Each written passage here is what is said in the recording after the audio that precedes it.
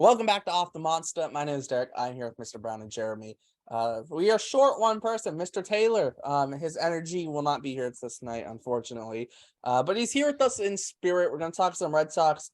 Mr. Taylor's not here, so we might talk a little bit of non-Red Sox as well. Who knows? Maybe we'll even talk some Bruins. We'll figure it out. But let's dive into it. We were talking a little bit about this before we hit record, but we want to kind of dive straight into this conversation we're having, right? The Red Sox roster, because we know 25 of the 26. We don't know who that 26. We'll get to that 26 person in a little bit. But the last few days have been some roster decisions. Zach Kelly's made the bullpen. Raimel Tapia making the MLB roster, which means Jarren Duran's going to head to AAA. Seemingly, because Tapia needs to be added to the 40-man. Seemingly, Adalberto Mondesi will be added to the 60-day injured list to free up the 40-man spot. And that leaves that last bullpen spot, and Caleb Ort's the only guy in the 40-man that they can put there because they will not use Mata, Walter, or Murphy in the bullpen to start the year. They want them in AAA getting their starts, which is fair. So Ort's really the only guy in the 40-man. However, rumor is they're looking at outside options outside of the organization, maybe a trade or free agency.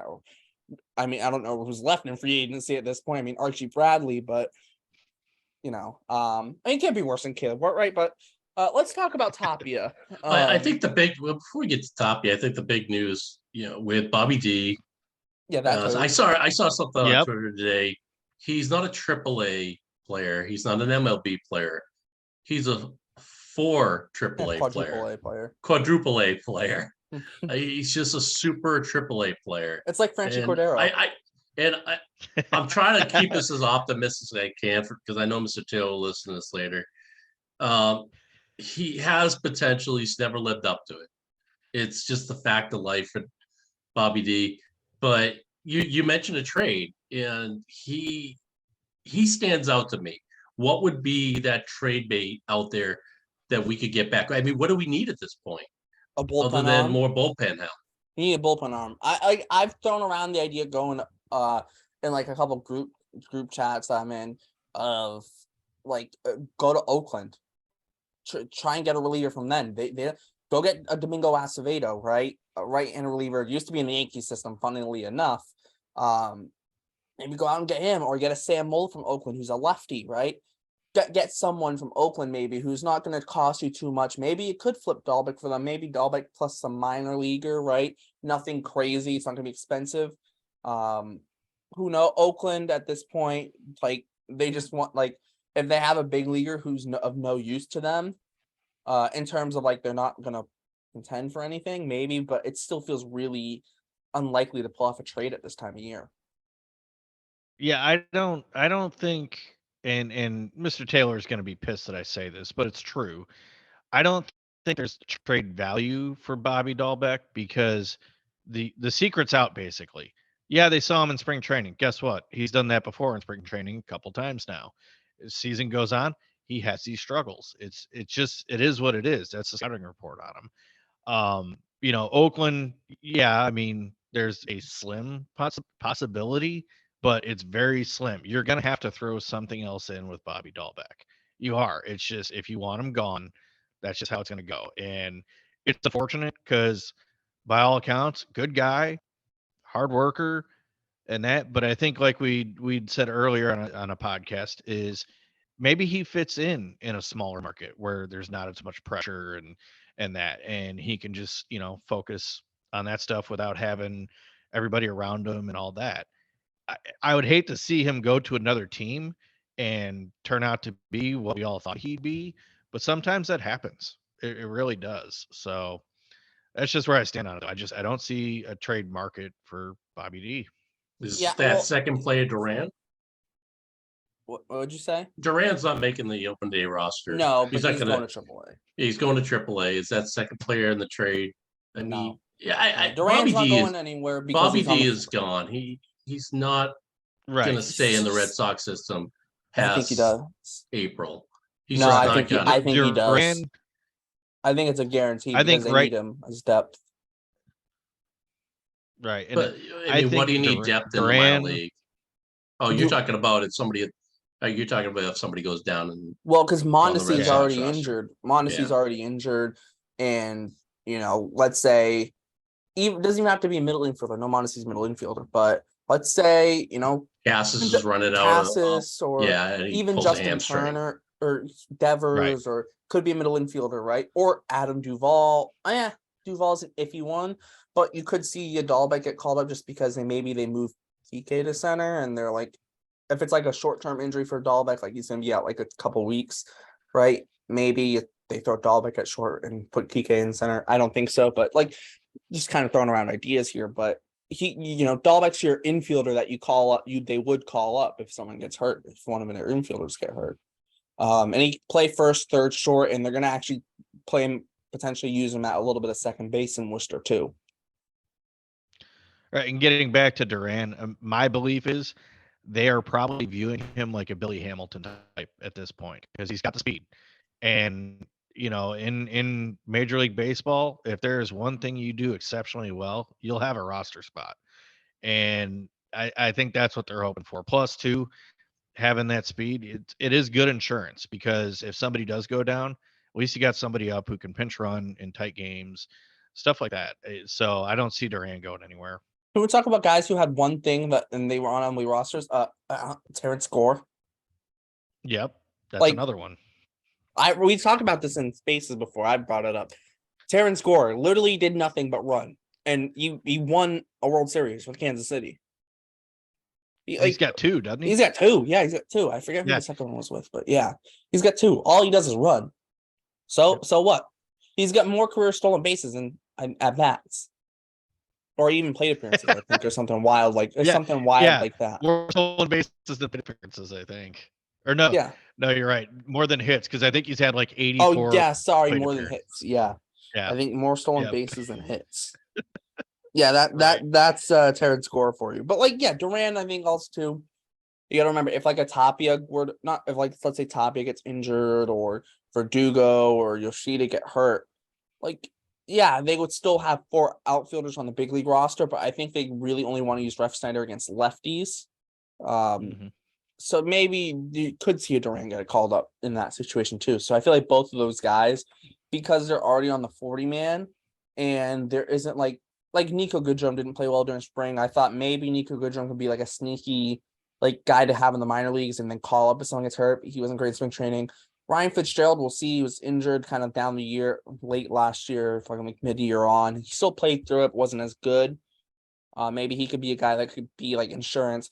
A lot of people were saying Ceddanne Rafaela, but he's starting the year in Double-A surprisingly. So there's that. That David Hamilton, he's on the 40-man too. Yeah. But I think they want to keep him in Triple-A because he never played Triple-A, 1 and 2. They did start trying to play him a little bit in the outfield last year. So there's also that. You're not going to call him up. So you kind of look at Duran and you go, and Dahlbeck too. It's like they kind of need them as depth, especially with the amount of injuries they've had. All the guys that go on the 15-day injured list, you don't save their roster spot by going on the 15-day, right? So that's why their 40-man is right now, Red Sox 40-man, it might be like a 30-man really. Well, I think this is our chance now to segue into what we think the record's going to be for the season after talking about all that. Oh, no. Let's talk about Caleb Ward, right? Oh, why do we have to? Because we need it. I mean, not like we need some filler for this podcast. Trust me. We got plenty to talk about. Right. Oh, yeah. We do. But no. Yeah, we'll give you your 5 seconds of, I feel like a PSA announcement for, I don't know. Where do they kill the animal shelter? Caleb Orr, I remember. So, all right, go for it. We'll give you the floor for Caleb Orr, and then we'll pull the plug. Yeah. Well, the Red Sox are in the really weird position because they have one roster spot left. It's a bullpen spot. They have, I think, 4 pitchers right now on the 40-man that they can go to. However, 3 of them have already been optioned to AAA in Brian Mata, Brandon Walter, and Chris Murphy, and they've already said they will not bring them up at the start of the season just to use in the bullpen because they need a bullpen arm. So that means the only guy left on the 40-man is Caleb Ward. Here's the problem. Caleb Ward's been god-awful in spring training, and we know spring training stats don't matter that much. But when you're fighting for a roster spot, they kind of do. And his track record last year wasn't great. Like, he showed glimpses. He threw 102 miles per hour literally just once. And I know a lot of people say, "Oh, can you throw one? You can throw 102." Yeah, he did it once. Okay, yippee-ki-yay. That's like me saying I threw 80 miles per hour once. I don't Like, have a problem with him being on the roster, having a 40-man roster spot, because he's Yeah. not on the opening day roster.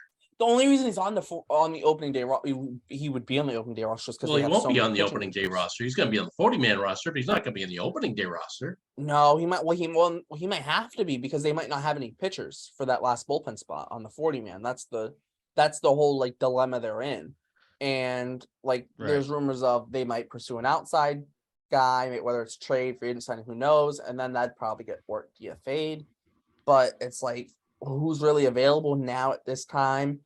And maybe they add a Ryan Sheriff or Dana Mosqueda to the 40-man as a lefty out of the pen. But now you're DFAing Gore, and I think they want to keep those guys depth in AAA that are off the 40-man, because if they get sent down, they'd probably have to get DFA'd, and now you've DFA'd Ort and someone, and there's a chance you could lose both Ort and someone as organizational depth. All right, so this is where we're going to pull the cord, is that if Ort gets in against the Orioles, we're fucked. We're not starting off on a good foot this weekend. No, it unless depends. We're ahead 18-1. Yeah. I mean, other than that, if Ort gets into any of these games outside of a Red Sox blowout, then we have an issue here. Yeah, because we're starting off on the wrong foot. Yeah, against Baltimore. I think the thing is that when Garrett Whitlock gets called up on April 11th, guess who's getting sent down? It's Caleb Ort. There's no ifs, ands, or buts. And like, you look at that bullpen, and it's like, because I seems that either Whitlock or Cutter Crawford would go into the pen once Whitlock's ready to start. And with that takes out work from the bullpen, because if one of your starters moving to the pen, and then just like I said, just because you're on the roster, I mean, Barnes was on the roster for years, and he was on the side of a milk carton because you never saw him on the mound. Treat him like that, then. Yeah. But can we celebrate the end of spring training? I mean, spring training. Talk about useless games because the WBC was going on, where there were meaningful games. We talked about the WBC at death. It was fantastic. But spring training, I forgot how boring it is. I am so happy it's over. My positive, my negative that I'll pull out of there, I think Casas is who we think he is. I think he's going to have a fantastic year. His plate discipline, it wasn't a flare in the pan, so to speak. It's going to be there. He made a hell of a play today. Oh, my God, yeah. And the person I'm most worried about coming out of spring training is Chenahout. He showed me nothing in spring training. Oh, no, he got rocked. I think it was 20 innings, like 22 earned runs. Yeah. Rough, but the thing is, Houck at least has a track record of doing well. It's not like a massive track record, right? Because he's still young. But I mean, Atlanta too. I think Atlanta is geared up to be one of the best teams in Major League Baseball. So it's bad to give him an F mark or a D mark on his last outing, because they're still just toying around with pitches anyway. Yeah. Well, I think Houck too, he was really trying to work in his splitter, which didn't seem to work well, which is a little worrisome if he's going to start only having 2 pitches, really. I know he technically has a fastball and a sinker, but like, that's not enough different. Like that's only okay. You have 2 types of fastballs and then only 1 secondary pitch. You want 2 secondary pitches. So realistically, he has his fastball and it's 1 secondary. When is it realistic? That's where spring. Go ahead, Jeremy. That's where spring training is kind of the wild card. Is when it comes to pitching, for all we know, they're out there, and even solid starters, right? They'll get rocked in spring training. Why? Because they're throwing the same pitch 5 pitches in a row because they're working on it. They want to try to get a feel for it. And if somebody, in a case of Houck, when he's trying to splitter or something, he's trying different arm angles, different slots, different grips on it, that type of stuff to get a feel for it. So I'm not essentially hitting the panic button with him. Is it great? No, but to Stats' point, he's got a track record. The 2 pitches that we know he has were pretty solid last year, and really from a starting aspect, is, we get through probably the first month or two of the season, then you can make some changes. Whitlock can fit in there instead of him, and you put Howard back in the bullpen. You can do things like that. So I think having 2 pitches to start the season, that's okay, so long as we're not seeing him as a starter in June, unless that splitter really comes along. I don't think you'll see him as a starter by the end of April. I think before the end of Yeah, April, he'll be back on the pen. Right, I agree. So, and if that's the case, I'm fine with it, really. Yeah. But any longer than that, then we got to be concerned, and we have to be concerned about our depth, because we all agreed the bullpen depth and the pitching depth improved this year.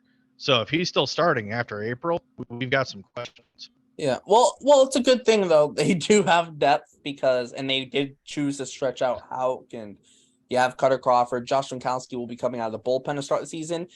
Both him and Cutter Crawford. I know Crawford's last start was a little rough against the Braves. Like, come on, like, he's not going to face the Braves. I think his first start's against the Pirates. Like, come on.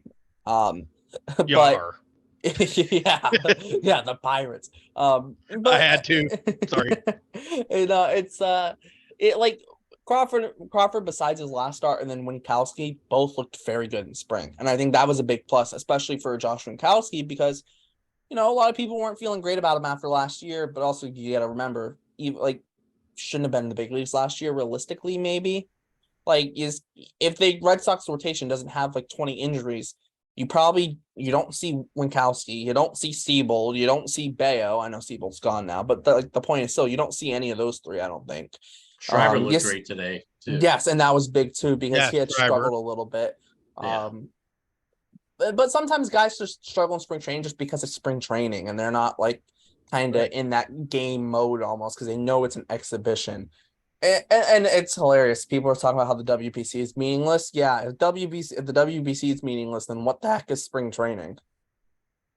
Yeah. Well, I'll just say one thing. If the Red Sox do get off to a bad start, which I don't think they will, because they have such a reasonable schedule that favors them going into April, Twitter is going to be a black hole. Just anybody watching this video, just stay a hell away from Twitter. Yes. If the Red Sox lose, if they lose the first series, because it is a black hole that you just cannot escape, and your soul gets sucked into it. Otherwise, it's a great place for Twitter Spaces, especially when the Red Sox are playing. Right. Speaking of the Red Sox, as Jeremy said, I'd like to get your take. Let's start off with the big one. What's that record looking like, Jeremy? So pretty consistently now, I've been saying I see them at about 85 wins, right around there. And I'd be okay with that. 85 wins to me, depending on how the AL East plays out. If they all beat up on each other and that stuff, 85 wins could get us into the wild card. And I'm okay with that. It's a win still. This year, I'm not expecting, sorry, Mr. Taylor, I know it, but I'm not expecting us to, fire up the duck boats and stuff. But I am expecting us to not play meaningless baseball come September 1st. I think we're going to be in it, and I think we'll have a chance.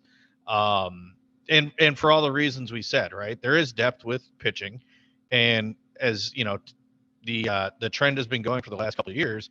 If you got a bullpen, you're going to be pretty dangerous. And in my opinion, the offense is going to be much better than it was last year.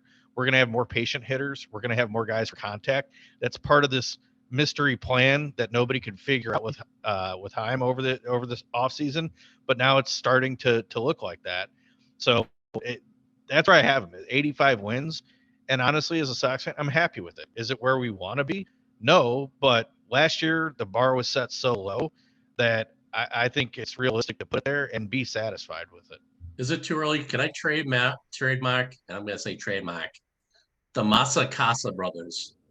I know I'm dropping the ass off of Casas, but come on, that sounds great, man. My God. And unfortunately, you'll never see it because they're both lefties, but that would be fantastic. Right? What if you had a lineup where they were both together and they went back to back? Like, you got to come up with something. Oh my God. That would be amazing. Masa Casa. Somebody, some Hey, Italian man. restaurant. No, you need story hitting some after guy the at the Masa north Casa end's story. going, "Hey, honey, I know a name for a new restaurant, Masa Casa." I know that. Speaking of Masa, Oh God. Oh, it's funny. All right. I don't remember you saying 85 wins, but that's exactly what I had. I have 85 and 77. I got And I 86 think and 76. so. Yeah, I mean, I feel like even the Twitter sphere is all in the 80s. I think we're a little bit optimistic that this team is not last year's team. I think Mr. Taylor can correct me if I'm wrong the next podcast that we do, but I think Taylor's got him sitting at like 102, 103 wins.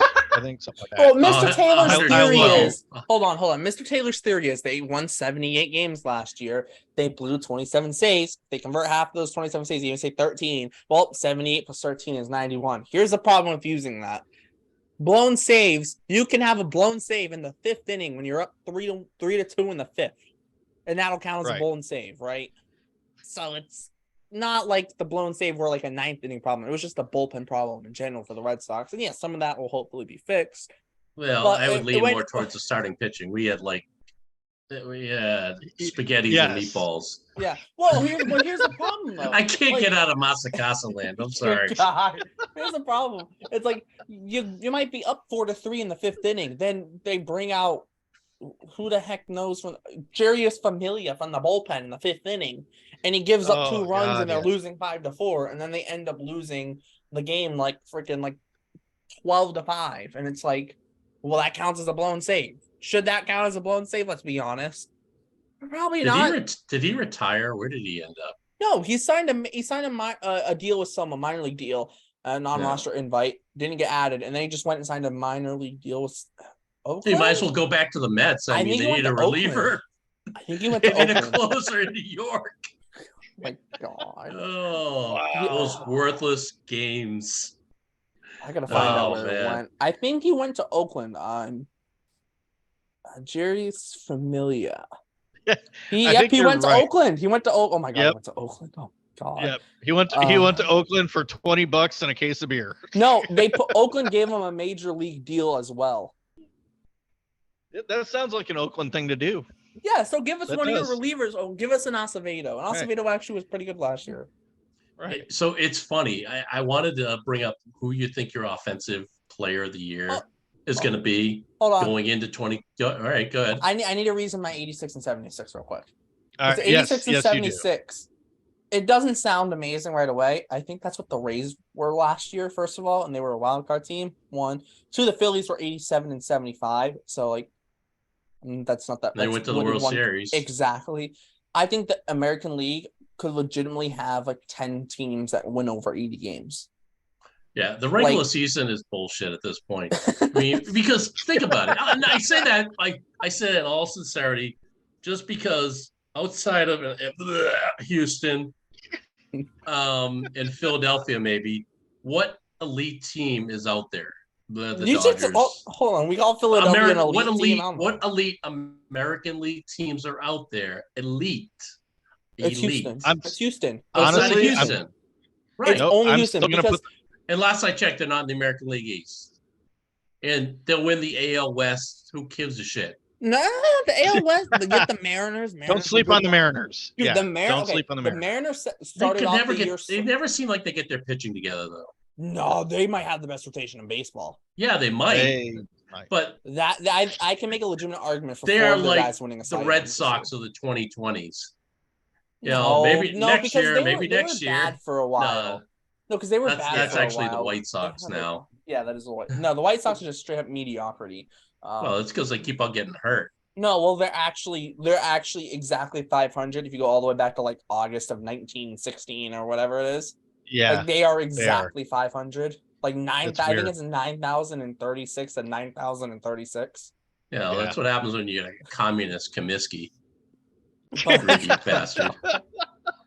No, here's the reason I say 86 and 76. Like I legitimately think 10 American League teams could be over 80 wins, right?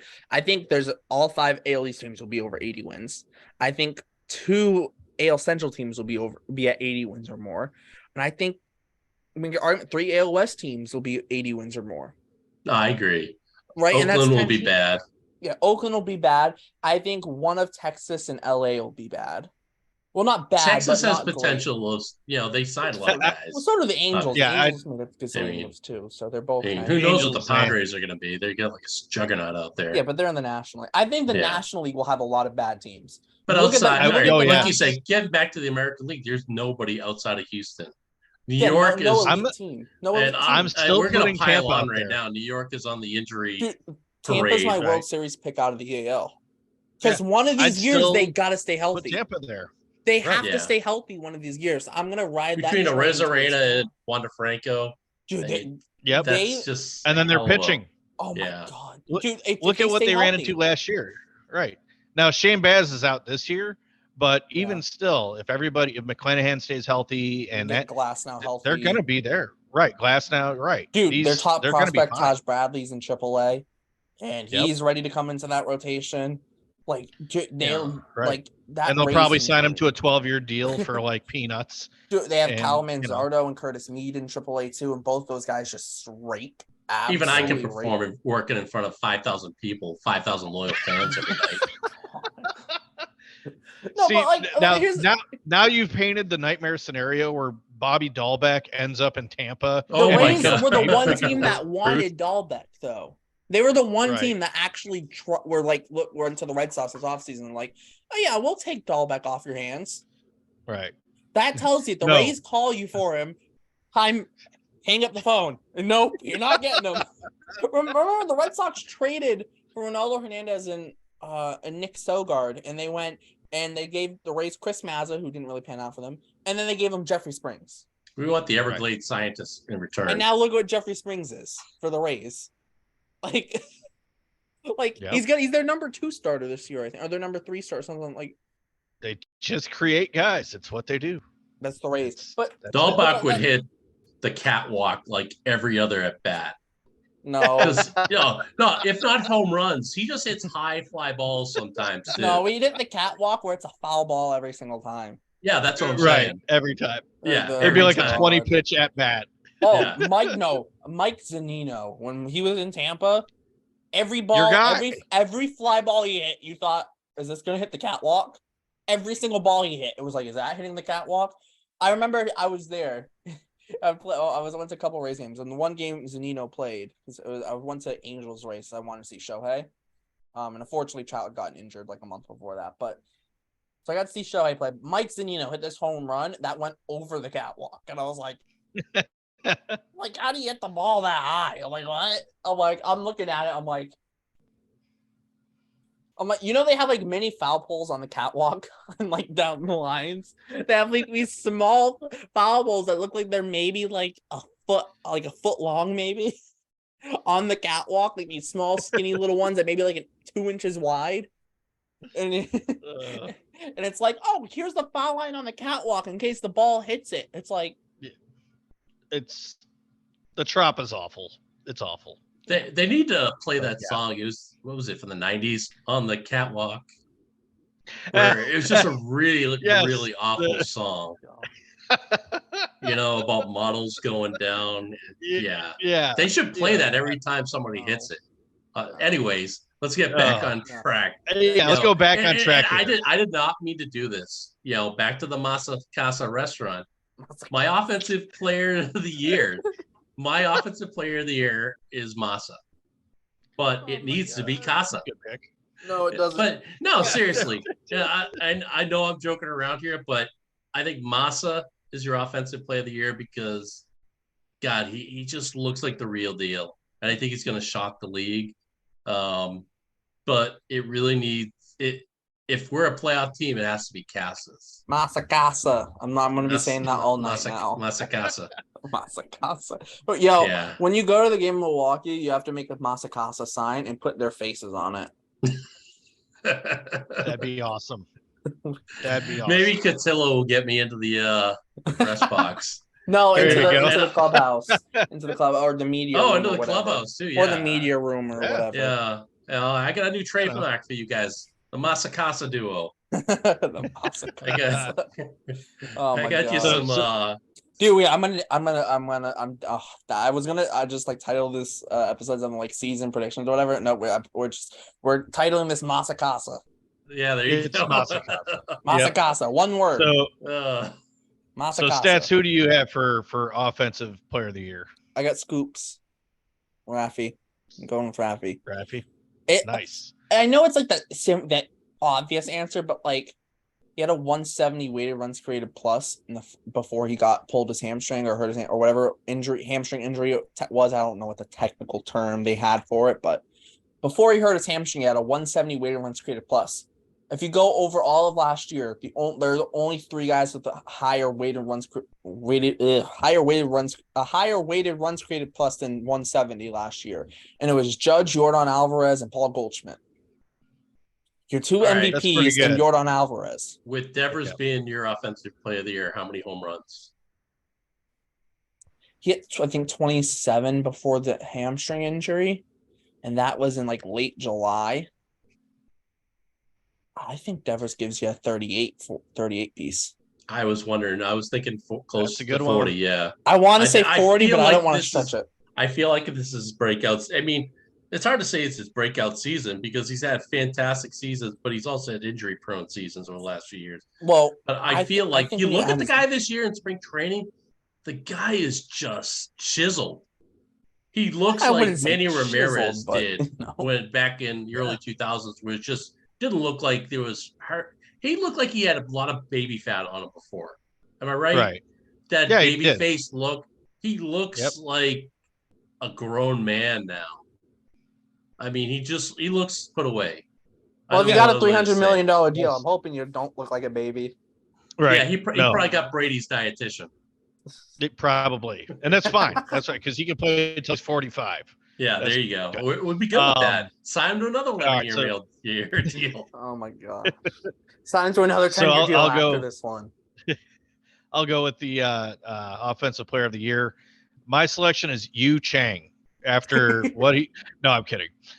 He did have a great WBC, though. But no, my pick was also Raffy, but mainly because of what I think he can do now that he doesn't have to face the infield shift. I think he's going to have more balls kind of, go through now. So hits wise and RBIs wise, we're going to see that number increase. And I could see him hitting 320, 315, somewhere in there. And I think he's going to get a lift on his RBI so long as we get guys on base. And that's why I picked him. To me, it's just a solid pick. I don't disagree with the 38 bombs. That's very possible. And, it's not out of the realm of possibility for him. I think it's more along the lines of like 34. I think like that. So you can go either way. Oh, yes. I think the doubles, get there.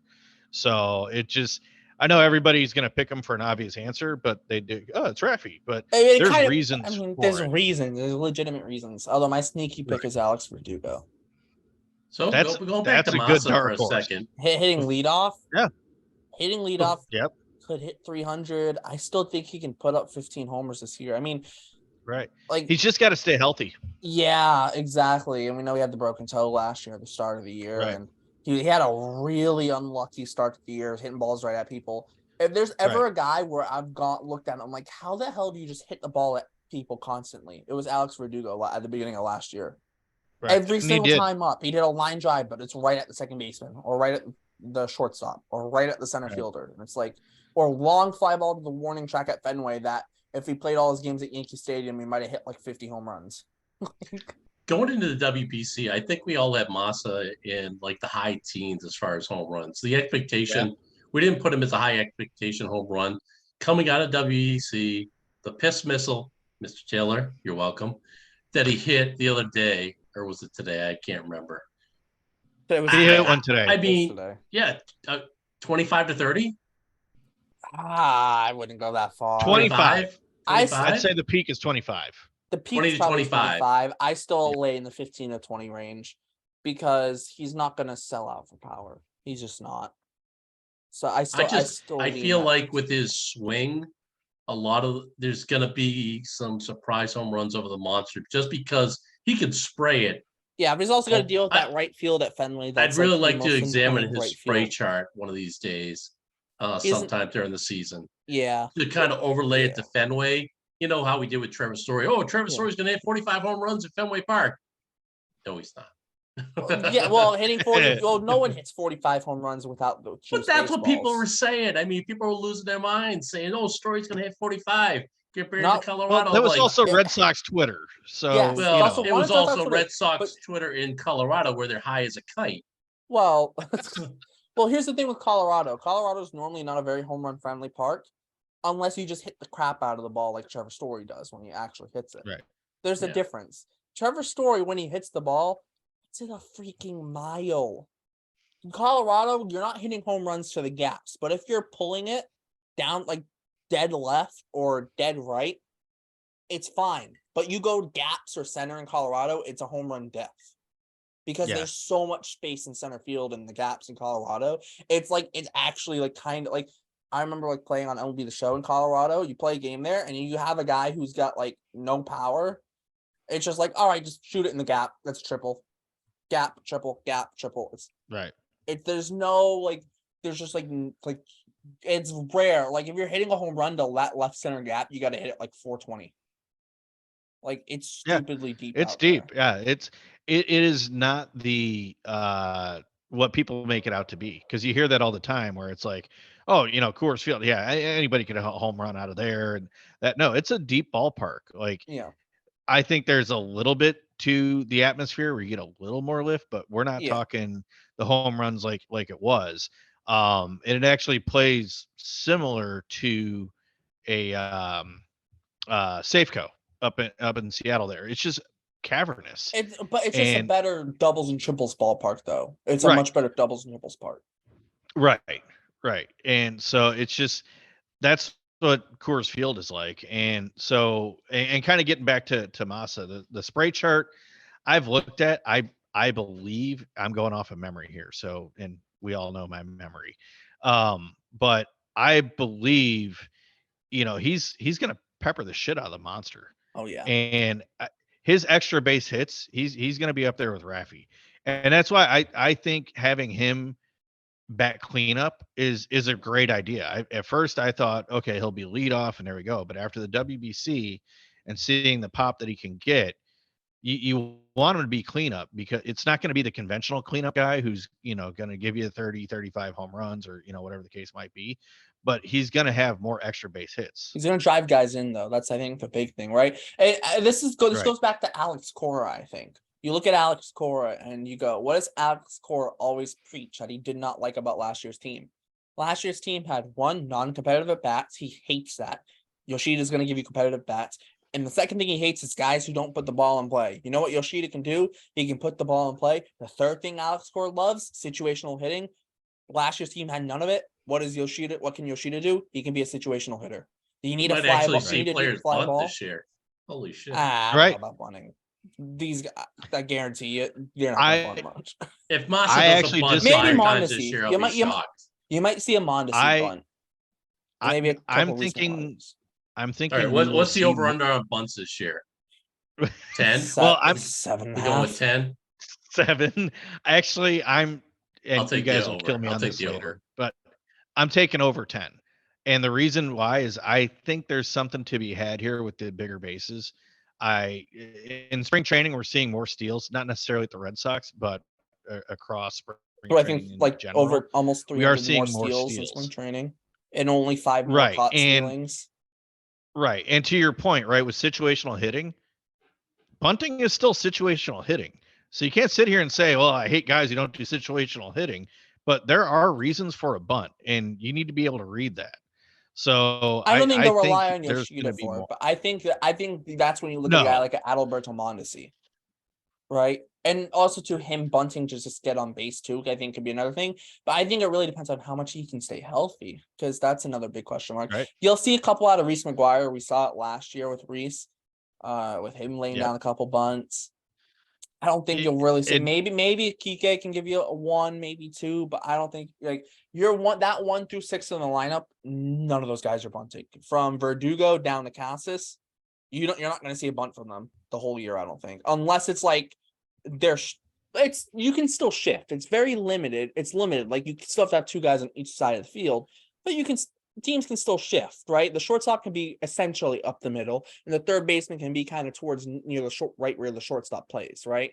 So like Rafi could still maybe try and bunt for a base hit every now and then, but like that happens once a year. So you're not really gonna see it. Yeah, I maybe more than 10, but like it won't be guarantee it wouldn't be over 20.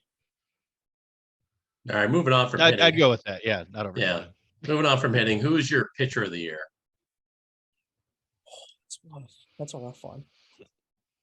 It is. It's so rough man. because of the health questions too. I feel like it's Bayo. Well, let's start with this. Who's going to make the most starts? Kluber. I got Kluber too. Yeah.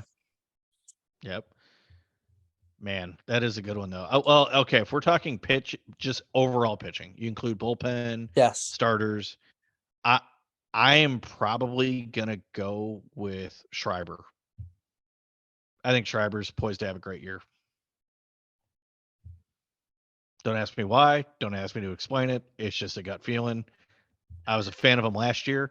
I thought he got overused like everybody else did in the bullpen, but I think Schreiber. I just feel if Schreiber's your guy, you're not having a good year. No, if that's I get it. I'm just saying he could have low ERA, great guy out of the bullpen, but if that's your pitcher of the year, tell that to the Royals. I get that, but I say Bayo, but I really want it to be Sale. In reality, I mean, for them to have a good I think year, everybody does. It needs to be Sale. But I think everybody wants to be Sale. My eyes tell me it's Bayo with the stuff that he has. He has the best stuff out of all the pitchers. My eyes tell me it's Bayo, but part of me wants to go Whitlock, and I don't know why. Yeah, I can see that too. Right. I just don't know. I wouldn't disagree with that. Like, part of me wants to go the thing with Whitlock is I think he'll start. I think he'll be fine starting. It's just, I don't know if he's gonna I think Whitlock has a chance to be the most consistent starter in terms of performance. So I mean, maybe that gives him something, but I don't Sale will be good, but I don't think he's gonna be great. He's not gonna be Cy Young Chris Sale, although he's never won a Cy Young, but he's not gonna be Cy Young contender Chris Sale. I don't think the Red Sox have a Cy Young contender. I think Bayo has the most upside, but I still think he'll have his rough patches. And I don't mean rough patches where he's gonna get teed off of I don't know, Nathan Eovaldi against the Blue Jays last year, or Nick Pivetta against the entire AL East. So you said Whitlock. I have a question for you, and I truly don't know the answer to this. You look at Whitlock and because he really hasn't gone through a full year as being a starter, and I hope he does, because the Red Sox will just be a better team with him being that number 3 through 5 starter.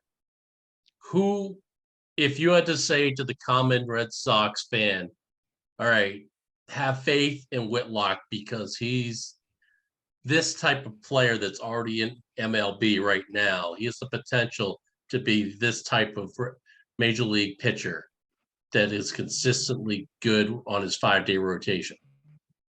I don't know if I can come with a style to style comparison, right? Of one guy of comparing Whitlock to someone. But when I think of steady starter, the name that always comes to mind, actually former Red Sox prospect, Anibal Sanchez.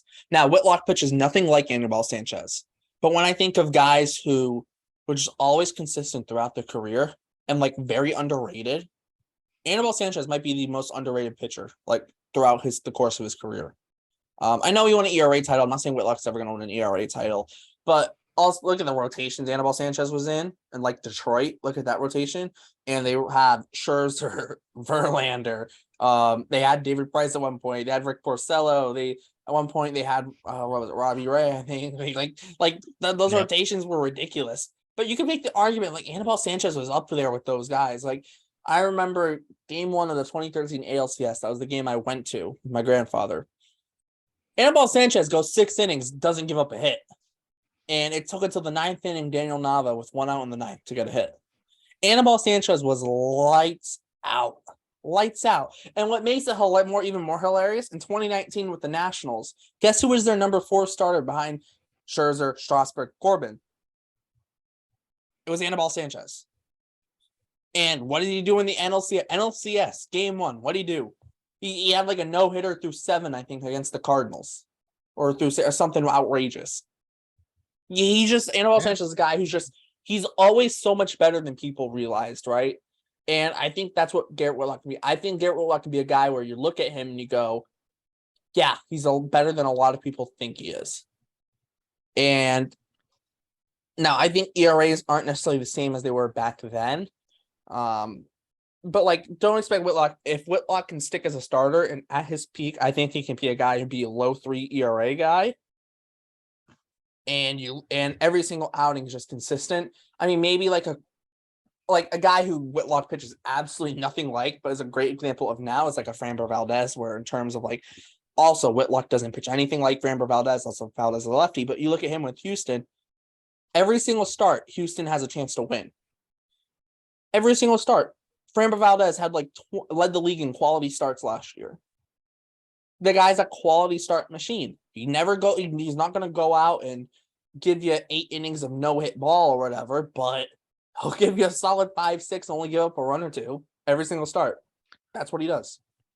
Right. The point is he's going to keep you in the game. We know that. And that's what, like, we got to be honest here, right? Do we have a starting rotation that's going to rival Houston or Atlanta or, any of those? No, Seattle, we don't have that type of rotation. But what we want is that, right? That's why we got Kluber, because I expect that out of Kluber. He's going to keep us in games. Is he going to be Cy Young Kluber? No, not by any means. But he's going to keep us competitive to get us to the pen. And that's where we really need to make up ground, is with our bullpen and get to Jansen. And kind of speaking about Jansen, do I think he's going to be Kenley Jansen from 4 years ago? No, he's not. He's still going to close out games. I think he is going to struggle a little bit because his delivery's changed. And with the pitch clock, that's going to tweak with him a little. And I know he's done pretty well in spring training with it, but when the lights go on, might be a little bit different for him.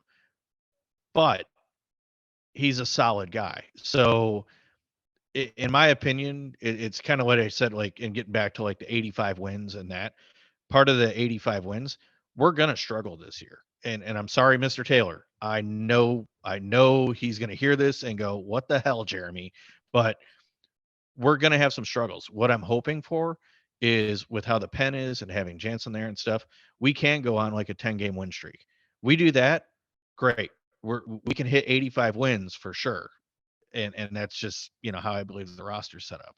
So, to your guys' point, consistent pitching, that's what's going to do it. We're not going to have anybody lights out. I think we can all agree. I think people are hopeful that Sale gets to his form. I think Sale will have flashes of it, but I don't think it'll be throughout the season. Yeah. That's why I didn't pick Bale, though, because like Bale, he'll have his flashes, but he'll have his rough spots. Right. And that's it, right? Bayo, he essentially, he's a rookie. I know he's not going to qualify, but he is essentially a rookie. We're gonna see him struggle. That's just reality of it. And my hope is, and I think he's got the makeup of it, especially working with Pedro, he's going to shake off that bad start and just go right back at it. So, and we'll just see how it plays out. So I kind of lied, I guess. I do have a reference or a comparison that I was thinking, and throw the fastball at my head if you want. Kevin Brown. Oh, wow. Going back a little bit, but I like that. I don't even think Stats can go that far back. But okay, Kevin Brown before the Yankees. Yes. Okay. Yes. Kevin Brown before the Yankees. I think Rangers, yes. Right? Yeah, Rangers. Yep. Mm-hmm. He was the Rangers, and that was when they had Sterling Hitchcock too, I think. That was a pretty good rotation, actually. Yeah. Texas. Maybe not as good, but potential. Yeah. Right, potential. And right. He never got. I mean, obviously, Kevin Brown was never as good as he could have been because he never had the run support. Right. Down in Texas. I mean, he still had some. They were really good good teams, years, but they were always 500 or so. Right. Brown had like Cy Young, but he got Cy Young. Back then, the Rangers were winning a lot. Years, Oakland was still winning. But Stats, are you looking up Kevin Brown right now? I'm Yeah. just curious. Yes. Okay, I But thought you got so. Cy Young votes though. There's a difference. Yeah, he Like, did. I mean, he had led, 2,400 strikeouts in his career, close to it. And I look at Whitlock. He's a strikeout guy. He's a big dude. He's got potential. So we'll see. I think he could be. I like him as your surprise pitcher of the year, or your pitcher of the year. We'll see how it goes. Let's move on to speaking of surprises. What's your surprise player? I guess maybe surprise. I don't know if they still give it out, the 10th player award. Yeah, I think they do. I mean, so don't think 10th player award of, oh my God, it's probably going to get a Masa if he has a good year. Let's be honest. No, think about let's do it. Like guy who's like maybe doesn't have like the biggest expectations on him, but you think is going to perform well, or a guy who overperformed what people thought he was going to do. Because I think there are higher expectations on Amasa compared to Chang. Arroyo. Right. I'll go ahead on this because I do have a pick for surprise player. And to me, that is Reese McGuire. I think he is going to easy be pick.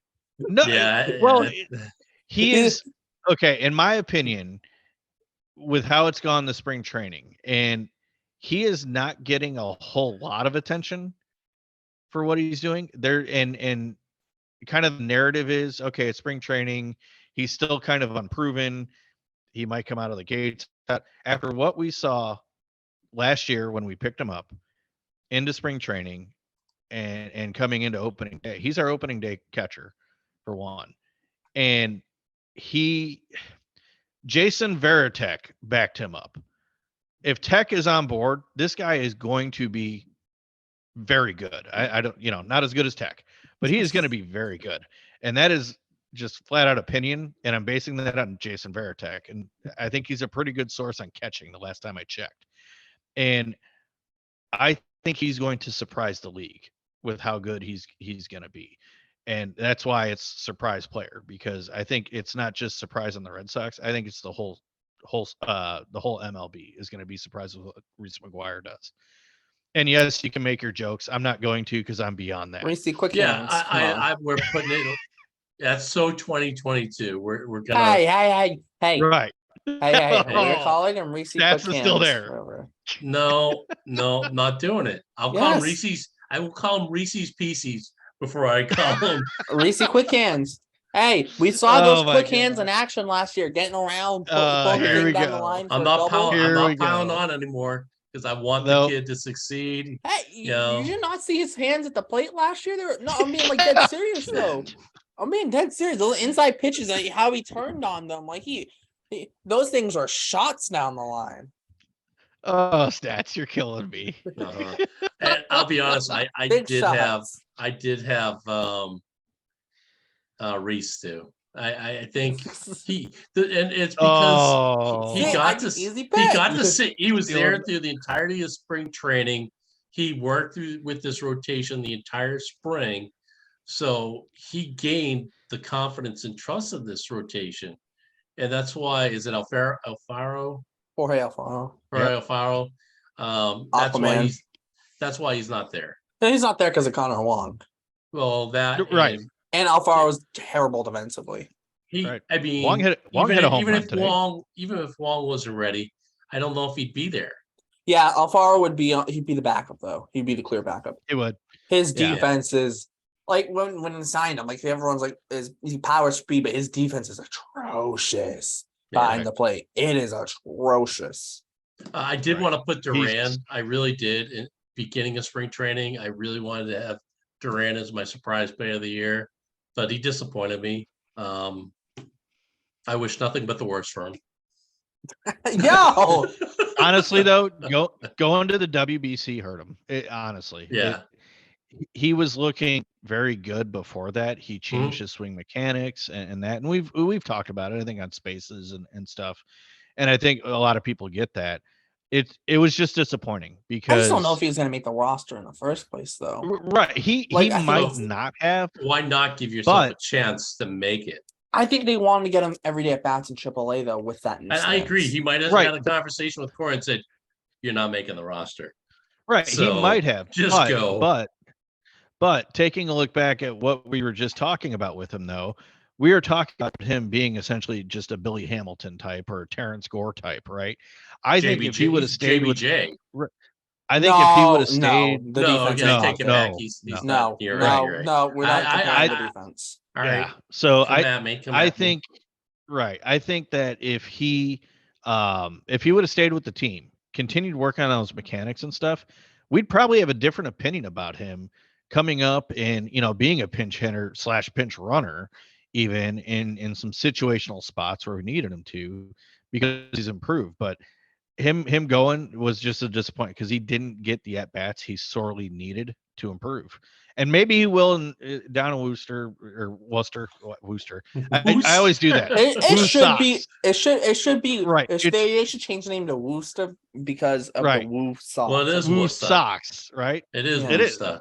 It's Worcester. Worcester. Stupid. But sorry, I'm saying the R because I'm stuck in Illinois. But it's anyways. But he could continue to work on it down there and come up and be fine. But I don't see it, and I think a lot of us don't, and that's just the narrative on him now. I think the narrative though before Tapia was signed is they're only carrying 4 outfielders. So Ref Snyder's that 4th outfielder, right? And then when they brought in Tapia, it was like I think that's what sparked the conversation of, oh, hold on, they might carry 5 outfielders, maybe Duran, and then obviously Tapia had the spring he did. But I kind of want to include Tapia, but the thing is, like, I don't think he's gonna like. They have 5 outfielders on the team. I don't know, and Right. him and Ref Snyder are going to be fighting for 4th outfielder. And it'll just probably be like based on if there's a righty or lefty. We'll choose which one of them gets to play and relieve someone of their duties. So I don't want to pick either of them. I want to go off the board a little bit. So let's go off the board. Brian Yu Mata. Chang. Oh, wait, Mata? Did you say Brazier? No, I said Brian Mata. No, Yeah, well, here's why. I think at when some are point they he gets calling called him up? mid-season. I think he comes up mid-season. Okay, here's He's here's coming my up mid-season when sale goes down. Before the break? I don't know. What's he about breaking before this time? week. I think it depends. It depends on how the season's going. Either one, he'll come up as and this is based on either how the team is doing and how the team is doing and or what the injury situation looks like. He'll either come up as a starter, and I think he'll prove some people because Mata was Brian Bayo before Brian Bayo was Brian Bayo. Mata was that pitching prospect that everyone was like, we might finally have a pitching prospect. And he's still only 23. Right. He's been in the organization for like 7 years. He's still only 23. He signed when he was 16. People don't forget about that because he had the Tommy John, and it's still his this year's going to be first full year coming back from Tommy John. But I think he proves himself in AAA. I think he gets called up, whether it's in the rotation or in the pen later in the year. And I think he's going to really turn some heads. I think it could be even be a guy where they're in a postseason push and they said, maybe we don't need you in the rotation, but we think you're ready. We're going to use you out of pen. And I think he's going to be a guy who really turns heads because he really has upside. I think Brandon Walter you make the argument Walter might be the better pitcher now, but Mata has like the upside that a guy like a Brian Bayo has. Mata has that kind of similar upside where the stuff is legit. Not that Walter doesn't have legit stuff. I think Walter, you kind of look at him and go, it's probably a 4 starter, maybe 3 starter at the most. You look at Madden and go, he could be a front line starter or like an elite closer. Like that's the kind of stuff he has, right? So that's why I think Madden's going to be surprising people, whether it's in AAA and where he really could turn some heads, maybe get some time in big leagues, maybe not. But I still think that's a surprising player for the Red Sox. Well, you did go outside with that one. In my opinion, with Mata this year, if we see him before August, to me, that's not a good sign for the team. I think we're might not be a trying bad to fill an sign injury though. spot. It might not be a bad sign though. It might not, but I know that they really do not want to bring him up early. It's been kind of communicated. If you see him in from June, day one in if spring June, training, July, it could be rough, but he also Right. could be like shoving like crazy in AAA too. Like there's also could be that possibility. So possible, yes. But again, it's one of those. It's kind of like with Marcelo Meyer, right? We want to keep him down to develop as long as we can because when he comes up, we want it to be very good. I don't want to say lights out, but obviously we want it to be, but realistically, I think when they bring him up, the intention is we're not sending him back down. Yeah, it's the Wander Franco And thing with the Rays, with how the Rays right, they said, yeah, we're gonna trade Willie Adames. We'll still keep him in the minors for like another month. We're not rushing him. right, right, and that's what I see with Mata is because from day one of spring training, they're like, no, he's not going to be in the rotation. He's not going to be on the opening day roster, and he was pitching great. And that's why I think if we see him before August, they're hitting the emergency button because of injuries or whatnot. It still could be good. I just don't think it's ideal. Yeah, I mean, to be fair, there are I've made this joke elsewhere, but I've said like the Red Sox AAA rotation this year might be the most overpowered AAA rotation anyone's ever made. Like, look at their AAA rotation. They're starting the year with Whitlock and Bayo as their 1 and 2s. Then you got a mix of Mata, Walter, and Murphy, plus whoever we figure out to be their 6th starter. I don't know. I don't remember exactly who that's going to be. And then, okay, Whitlock and Bayo gets called up. When Kelsey's going to go back down to AAA, and Right. maybe Cutter Crawford doesn't, but still, then you have those 4: Winkowski, Mata, Walter, and Murphy, and it's just like, okay, like that's fair for AAA hitters, like, and it's like, and it's hilarious because like Walter was really good in AA, didn't really get to pitch in AAA, got injured in his 2nd start. Mata looked good last year for the most part. Murphy looked good in was really good in AA, but was bad in AAA when he got called up to AAA last year. However, that's been like a theme for Chris Murphy where he starts the year at this level, is really good, gets called up midseason, then struggles in that new level for the rest of the year, then comes back the next year and starts the year really good in that level that he just struggled in. So that kind of seems to be a thing with Chris Murphy. So it's you're looking at that, like that AAA rotation might be just outrageous, and that the talent, like I know Rafaela didn't make the AAA roster, which I think it's more just because they're just loaded in the outfield. Like you have Duran, and like a whole bunch of other guys. Narcisco Crook's going to play outfield. Ryan Fitzgerald can play the outfield there. You have Greg Allen's going to be in AAA. They have someone else. I think Marcus Wilson. I think Nico Goodrum can play the outfield. They might want to get David Hamilton and Emmanuel Valdez some games in the outfield. Like there's only so many outfield spots for all these guys to play outfield. Interesting So we have a fact. log jam at outfield. Did you know Alex Cora has not won an opening day game at Fenway Park? Yeah, because he's played Baltimore all the time on opening day. That's the worrying thing. 2021. No, sorry, 2020. Well, 2020 they won 13-2, but it was in Baltimore.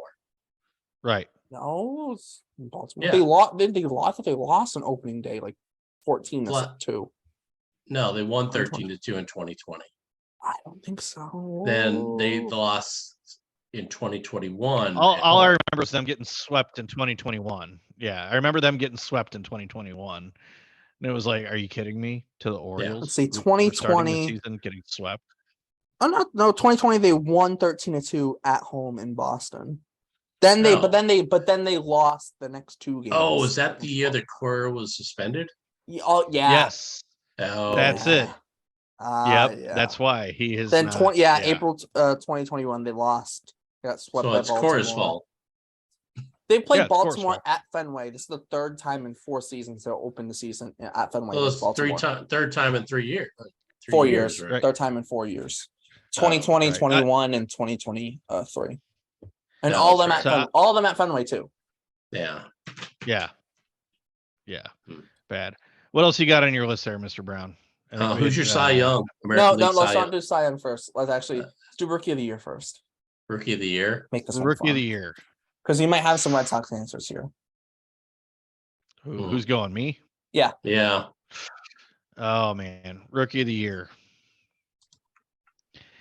I think we all know the 2 players that are probably the most popular picks. And I am going to go with one of them. I honestly, I think it's going to be Tristan Casas. The dude, I love the dude, man. He rakes, and not only that, he's playing Gold Glove defense at first base. Barring injury, I really think that this dude is just going to set the league on fire, and he's going to take Rookie of the Year hands down. I can see a case being made for Masa, but to me, it's I'm on the Tristan Casas train. No, are you talking AL Rookie of the Year or Red Sox Rookie of the Year? I will go AL. Yeah. And that's what I'm I sticking mean, with, Yeah. it's AL. Okay. I I was mean, just making that's sure. still- I was just making sure. Yep. I'll go with I'm gonna go with not a Red Sox player, just because I figure Stats might have another Red Sox No, player. I'm gonna I'm go not with going Red Volpe. Sox. Volpe. Anthony Volpe. Yeah. I just think Well, on none that of us are Yankees, picking the betting favorite then. on that Yankees, well, yeah, Gunnar Henderson, right?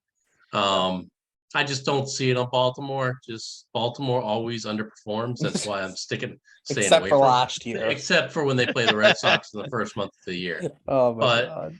Volpe being on that Yankees team with all that power, he's set up to succeed. Probably the most out of any one of those players, whether it's the Orioles have a couple, the Red Sox have a couple. There's Jock Young, the Rangers, Royce Lewis, the Twins, but Royce Lewis isn't Royce Lewis injured though? he was. Oh yeah, he is injured. He Well, tore if his he gets back ACL. in time, He tore his ACL, I think, in like June of last year. yeah, so he might be Ouch. back in time to get enough at bats. But I'm gonna go Volpe. I hate to say it. You're breaking my heart. Yeah, well, I'm just you're trying. breaking It's my not heart, a man. bad pick. It's just My normal pick would be Masa. Masa seems like the obvious choice, but I want to throw something else out I there. think Gunnar Henderson's more so the obvious choice, but Well, yeah, I'm going neither of them. I'm not picking any of them. I Not think this picking guy. any? I think this guy might have the best rookie year. I'm a little concerned about how the voters might not vote for him if he does have the best year, because they hate voting for pitchers for rookie of the year for whatever reason. Like Spencer Strider last year and like George Kirby, who finished 6th in AL rookie of the year voting last year, which I kind Chicks of dig understand. the 'Cause- long ball. That's why. Yeah. Well, I'm going Hunter Brown from the Astros. He is like a carbon copy of Justin Verlander. No, he doesn't throw as hard. I think he throws his slider more than his curveball, opposed to Verlander throws curveball more than slider. He grew up in Detroit idolizing Verlander, and they actually got to be teammates down the stretch last year, which is a cool story, right? But he's gonna be in the Astros rotation. I don't know if he'll make his first start because he has like a day-to-day injury. It's a kind of a little bit close on whether or not he'll make his first start. For the Astros, they do. Lance McCullers is out. That's kind of guarantees him his rotation spot. But I think he'll pitch good enough where when McCullers gets back, I think the Astros will go to the 6-man rotation. They had such success last year. They might actually start with a 6-man rotation, anyways. So I think Hunter Brown. I think he's gonna have a really good year. Like I said, I'm a little worried about him getting votes from the voters because they don't like voting pitchers as rookie of the year for whatever reason. But I think he has the best rookie year. He was very good down the stretch for the Astros last year. And interesting about Hunter Brown, he has like similar his pitch is like in his like windup, it's like identical to Justin Verlander, but he pitches more like a right-handed version of Framber Valdez. His ground ball to fly ball ratio last year in his brief MLB stint was over 3. It was like 3 point something. Like no other pitcher in the big leagues was like over 2.5. Except for Framber Valdez. And Framber Valdez's ground ball to fly ball ratio was over 4, which is like unheard of. But so I think you get a guy in Hunter Brown who's gonna really kind of a lot of weaker contact, a lot of ground balls against him. Houston has good defense. I just think that that he's gonna play into that kind of Houston thing where Houston's so good, like Framber Valdez, he's just gonna get a ton of wins. He might not have the lowest ERA out of everyone, but he might pick up like 15 wins this year just if he has consistent starts and limits runs because he's playing for Houston. And we all know these voters who are like 60 and 70, the first thing they still do is go look at the win column. So we've got rookie of the year, a Yankee, an Astro, and me, the lone wolf with a Red Sox player. Mr. Taylor, you picked one hell of an episode to not be on. Yes, he would hate me. He would be Oh hating my me right God. now. I don't even know what he's to gonna turn say. off his podcast He's about gonna kill 5 minutes me. in. Seriously, right? kill me. We're gonna Yeah. change our names to what? It's not gonna be off the Monster anymore. No, we can't do that. Traders. Off the Oh my Crawford gosh. boxes. Yeah. Yeah. You're breaking my heart. The 500 club or whatever. Oh my It's God. all Are we just- gonna go Hey, NL guys, rookie of the it's year? all Or we're gonna justified. go Cy No, let's stick Young? with the AL. Let's go. Okay, just go Do we AL. want to do? Yeah. Do you want to do Cy Yeah, Young or we do MVP? AL. Cy Young. Hmm. I want to go do last on Cy Cy Young. Young. Yeah. I'll go last on Cy All Young, right. then I'll go first on MVP. All right, Cy Young. Oh man. Well, oh man. Our Chris, I'm I'm joking. I'm gonna be sick saying this. I really am. Do not say Garrett Cole. What's that? Don't say Garrett Cole. No, Okay, I thank am the not. Lord. Thank No. the Lord. Now I can't. Who the hell's the dude on the Astros? Valdez, Christian Yes. Javier. Yeah. Framber Yeah. Valdez. Yeah. I'm sorry. No, it's Christian Javier. That's That's a good pick. Christian Javier. Uh, because I do get him confused with Valdez. But that whole damn staff is good. I'm sorry, Mr. Taylor. I can hear him screaming now. But that dude's got electric stuff, and with the support that he has from the rest of the staff, he doesn't have to put pressure on himself. He can just go out there and play catch and just Yeah. blow it by guys. He So doesn't. it's Christian He's Javier. so weird because when you see Right. guys having like an unhittable fastball, you're like, oh, he must be throwing like 101, 102. He throws No. like 94, 95. He has the most Right. unhittable 95 ever. But there's movement on it, right? Like we talked about with It's Caleb Ork. it's Right. so his fastball. It like when people say fastball has rise on it, like his actually looks like it actually it's like it just like jumps on hitters and like they just Right. cannot hit it. It's like some mystery like no one knows. Right. It's How almost he like can it do that. gains speed as it gets closer. Like that's the Yeah. appearance of it. He lets it go and then it just sneaks right past him. Like it just increases speed somehow. Like it starts off at like 80 and just, tops out 95 right at the end. Like it is. So God, yeah. It's gonna be an Astro. And you could take your pick, Valdez or Christian Javier, but Christian Javier. Mr. Yeah. Brown. Oh Um, boy. Oh yeah. boy. No, I'm definitely not going with Houston. I feel like the easy pick is. I'm surprised you didn't go with it. Is Shohei, but I I'm gonna. What's that? I think there's burnout. I think there's burnout on Shohei. That's honestly. I think it's one of those like, of course he's gonna, just he's gonna put up big numbers. He's Shohei. That's what he does, and that's why. Honestly, Really? You think yeah, so? yep. Now MVP different. Not if I he think he has a could get Cy Young MVP. year though, because there's a different like. I mean, if Shohei puts up like a sub-2 ERA, I'm sorry. If you're a voter and you don't vote for him, like I will go find you. Right, but you're also depending on Him a still few being in the other American things. League. Right. Him still being in the American League. Plus, with ERA, defense plays a role in that. And we all know how the Angels are. I don't see that happening with them. And like I said, I think that there's just this expectation that, oh, of course he's going to go do it. And being that he's on the Angels, some of those numbers are not going to look like how they would for, a Christian Javier or, Valdez or Garrett Cole even. Like I just don't see that. I'm gonna go down to the stats area, the pitching manufacturing capital of the world, and say Shane McClanahan. It just, Nice pick. I mean, Tampa Bay is nice. just spits them out left and right.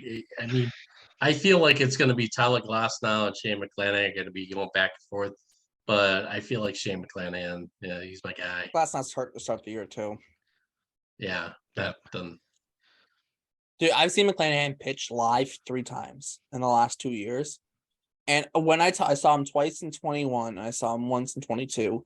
Saw him against the Red Sox and the Angels in 21. I saw him against the Red Sox in 22. Holy crap, does he look 10 times better in 2022? And I said this after I saw him twice in 2021. I said, holy crap, if this guy can like avoid the big inning, he could be a Cy Young candidate. I literally said that. And what did he do last year for the most part, especially early in the year? Avoided the big inning and was a Cy Young favorite probably heading into the All-Star break. Slowed down a little bit second half of the year. The Rays did maybe the Rays had him going like 7-8 literally every start, and maybe it did kind of wear him down a little bit. So I think the Rays will be a little bit more conscious of that. Also went to college in Tampa, USF. So Yep. it figures Right, their The backyard. Rays have had him down there forever, I guess. I'm a legitimate like fan of McClanahan though. Like I won't pick him just because I feel like I'm being biased by picking him because I'm so high on him. Yeah, I want to go Shohei. You're Just going Chris because Sale. I know you are. So I'm not. No, I'm not. it's okay. Go ahead. I'm Chris not. Sale. I really badly do want to go Shohei, and I've said before I think Shohei is winning the Cy Young. But for the sake of not going Shohei, because like I say he's gonna win the AL Cy Young, but I also have no clue if he's gonna be in the American League by the end of the year. I'm gonna pick a guy who I know will be in the American League by the end of the year. It's actually funny. This guy is actually right now probably slated to be his team's 5th starter, and I'm picking him to win the Cy Young. Give me George Kirby from the Seattle Mariners. I'm going off the board. Yeah, you did. I thought about going Seattle Mariners somewhere, but I wasn't thinking Kirby. You look at that rotation. You can make a legitimate argument for 4 of the 5 stars winning a Cy Young. Luis Castillo can make an argument. That's exactly where I was heading. Robbie Ray's already won one. He has, and he's in a pitcher. He'd have to turn back the clock a little.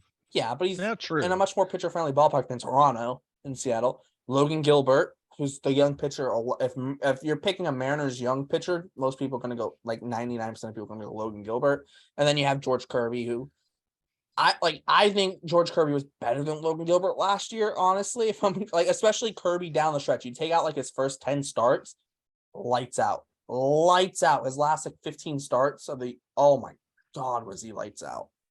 Definitional light. I think he had like a 2.50 ERA in his last like 15 starts or something wild. Like he was like the definition of lights out for that team. Well, that moves us into the MVP. What do we got for MVP?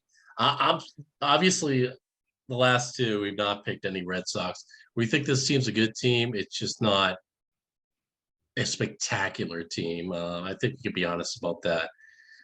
I'm picking a player, and I'm not going with anybody on the Angels. I'm sick of MVPs coming out of the Angels. They never go anywhere. It's a waste of an award. I'm sorry. But and I wouldn't mind seeing this kid having a good season just because it's not going to hurt the Red Sox. J-Rod. Kid's got all the talents, and we'll see if he puts it together for a full season. It doesn't have a freshman sophomore jinx. Because I think the kid's the real deal. Can I go back to George Kirby for half a second? I want to say this. His first 10 starts, he really had 3 bad starts. And his last start of the season was a little rough. But if you go from his 11th start through to his 24th start, which is second last start of the year, last year, 2.59 ERA. That's good. That'll get it done. As a rookie, too. Yeah. As a rookie. All right. You got a pick for MVP, or you want me to go? I mean, I might have the obvious pick. You're going Shohei then. Yeah, huh? I'm going Shohei. I could maybe go make bold take Shohei National League. I have a clear pick for the National League, so like I'm not taking Shohei from the National League. So I'll just get him out of the way. Yeah, American League MVP. Yeah, Shohei. I would go with Shohei, honestly. It's a pick, but just for the sake of being different, all right, dark horse. That's where I'm going, right? Dark horse here. Oh God, and he's on the Rays, and it makes me sick. But I will go with the Rosarena.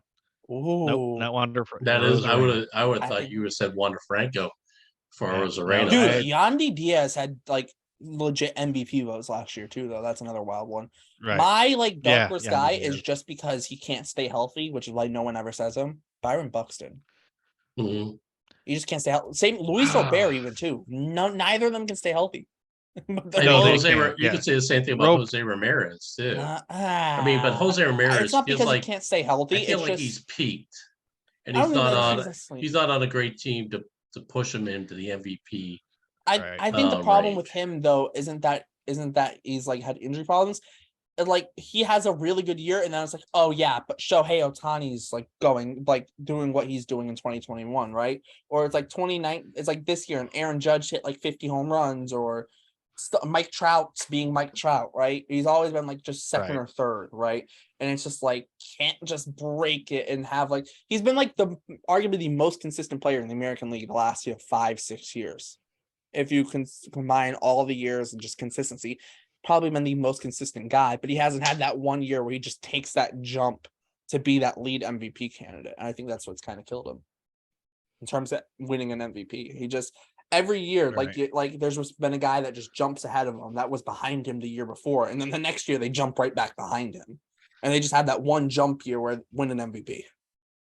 Or you have just Mike Trout being healthy, or Shohei Ohtani, which is like, oh my god, he's like the most talented. And then also that year, Vladimir Guerrero Jr. too was ridiculous. You know, this past year, Aaron Judge hit 63 home runs, which also kind of killed Shohei's MVP chances. Right. All right, trying to bring in the closer stats. What do you got for us tonight? He's getting tired. Hold on. Let's do National League. Oh no. Let's say the National. We're doing National League. National League Rookie of the Year. It's a marathon. All right. National League Rookie of the Year? Yes. Oh crap. Oh man. Corbin Carroll. It's a good pick. I'm going Jordan Walker. Oh yes. Dude is a stud. He's like 6'4", 6'6". I'm a little worried about playtime with Walker just because he's not playing third base or first. He's an outfielder by trade, isn't he? No, third baseman by trade. Well, he's outfielder. They've been having him play outfield. Yeah. But that outfield is still like stacked though. You have a bunch of guys in the outfield too, where it's like still gonna be. I mean, I think he'll get playing time, especially after the first like month. He'll probably play every day, but like that first month, he might not. I don't think he'll play every single day that first month. That's a solid pick though. Yeah, I'd go with that too. Honestly. I don't think the National League class is super deep. It's not like super deep. Like I think the American League is really deep. National League Cy Young. Sandy Alcantara. That's a good one. I don't like going back to back on Cy Youngs. I feel like it's too rare. All right. Okay. Dark horse. And I will take the arrows that are thrown at me with this one because I know he's a little bit of a target with things, but I would go with Marcus Stroman. Hey, you stole my guy. Stole my dark horse. Yeah, I think it's his second season at Wrigley. And also after WBC. Anyone remember what he did in 2017 after the WBC? Yep. And I think he's poised. This one's really interesting. Like I brought up like Stroman is a legit dark horse, but like my three options I've really gone between like Julio Urias is one name I've looked at and gone. His glasses drive me nuts. It's like I see him in those glasses and I'm like, I don't like him. There's no reason for it. I see those glasses and I'm like, I don't like him. Like, you start liking those glasses if the Red Sox sign him this offseason as a free agent. True. Oh yeah, I'll definitely change. And that's the thing. There's nothing to it. It's just I don't know why he puts on those glasses and I'm almost like, you're that confident that you can pull off that look. I don't like you. Urias guy, Spencer Strider. I still thought he should have won Rookie of the Year last year. I'm not going that. I didn't want to take Corbin Carroll and Jordan Walker are 50-50 for me in National League Rookie of the Year. I didn't want to take Corbin Carroll because I'm taking a Diamondback here. Give me Zach Gallen.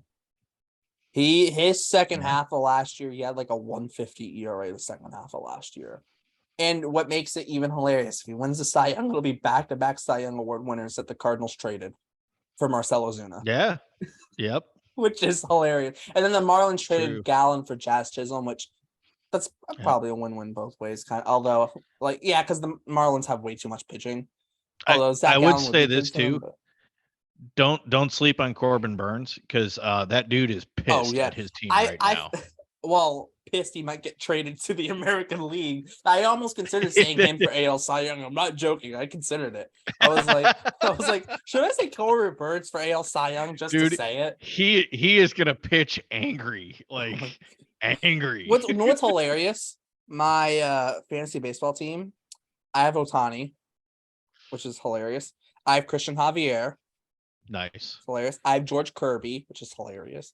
I have Drew Rasmussen from the Rays. I also have All right, Houck and I also have Houck and I have Hunter Brown.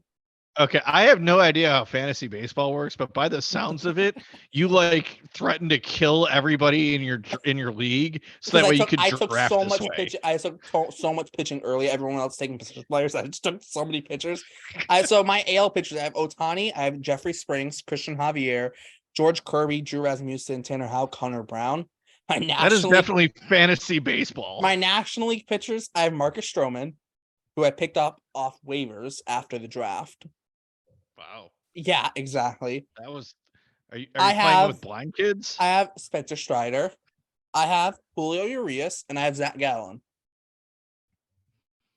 You're playing with blind kids. That's who's in your. You know. league, Oh, right? you know who I'm playing with, Jeremy. You know. Who. Oh my god. Yeah, really? I have JT Realmuto at catcher. I took Freddie Freeman in the first round.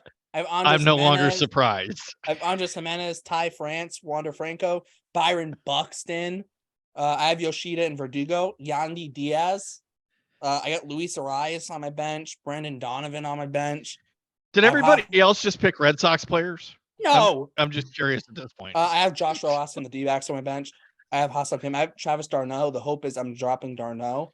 I'm trying to get Jordan Walker. He wasn't in our draft pool or waiver pool until it was announced. Cardinals put him on the roster, so I couldn't just claim him. He had to wait for the waiver things to go through. So I don't know if I'll get him.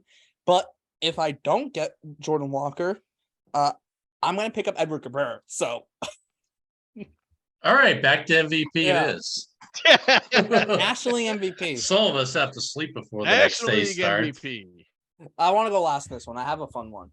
Not necessarily because I'm going with WBC MVP Trey Turner. It wasn't the MVP. It was Shohei Ohtani. Well, Trey Turner had a hell of a WBC. And Yoshida would have won it before Turner too, because Japan won. Mr. Brown was correct. It's United States MVP. It's Captain America. Sorry, no, it's Captain America. Not USA MVP. It's Captain America. Yes. Yeah. Adam Wainwright definitely wasn't Captain America. He was not. My pick, he's a Cardinal, and I hate to do it, but I think Arenado will put together an MVP season for the National League, barring that Shohei doesn't get traded to the National League. I have a pick that I think is better than all your picks. Oh, if you say, of course you do. If you say the name with the initials MM, no, I'm leaving the podcast. Who's MM? Mike Moustakas. Manny Machado. Oh, well, same team as Machado. Juan Soto then. I've said that I think there's a chance Juan Soto flirts with a 500 on base percentage this year. I mean, that's my hot take. I think he could flirt with a 500 on base. Look at the protection he has in that lineup. Like, you're gonna have to pitch to him. You pitch to him, he's gonna murder the ball. When you don't pitch to him, he'll take his walk. He had an on base percentage over 400 last year in a down year. In a down year, in a year he hit under 250. I think slightly under 250. He had an on base percentage over 400 in a down year. What if he has in one of his best years of his career next year? And he just had a down year with a 400 on base. But he struggled though. Yeah, he did struggle. I'm not worried. I think there's a lot of external factors due to that. But with that though, I don't. And there probably is. With the trade and getting used to San Diego and having to play right field in San Diego, and which I know he was playing right field with the Nationals, but still different, right? Different ballpark, right? Different ballpark, not necessarily the most hitter-friendly ballpark either. But you here's the thing: what's wacky about Juan Soto? Anyone want to know how old Juan Soto is? I believe he's 24. Yeah, he's 24. Yeah, he's still 24. When here's what I hate: when people ask the question, "Who's the best young player in baseball?" and they just don't even acknowledge Juan Soto because everyone thinks he's much older than he already is. Right. Still No, 24. he's He's still right. 24. Listen to the lineup for the Padres on opening day, the potential lineup. So if it isn't what you think it is, just go with it. Xander Bogaerts, Juan Soto, Manny Machado, Shea Cronenworth, Matt Carpenter, Kim, Also Kim, Trent Gissam, Austin Nola, and David Dahl. Yeah, and wait till they add Tatis. And Right. and Tatis isn't even and there then right now.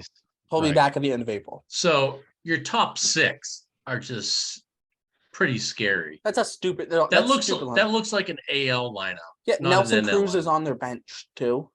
Oh yeah, Nelson Cruz is on Right. your bench, the guy Nelson who Cruz can is hit on the 30 home bench. runs for you. Yeah. He's on their bench. But So here's the kicker, though. David Dahl, don't screw up. This is your chance.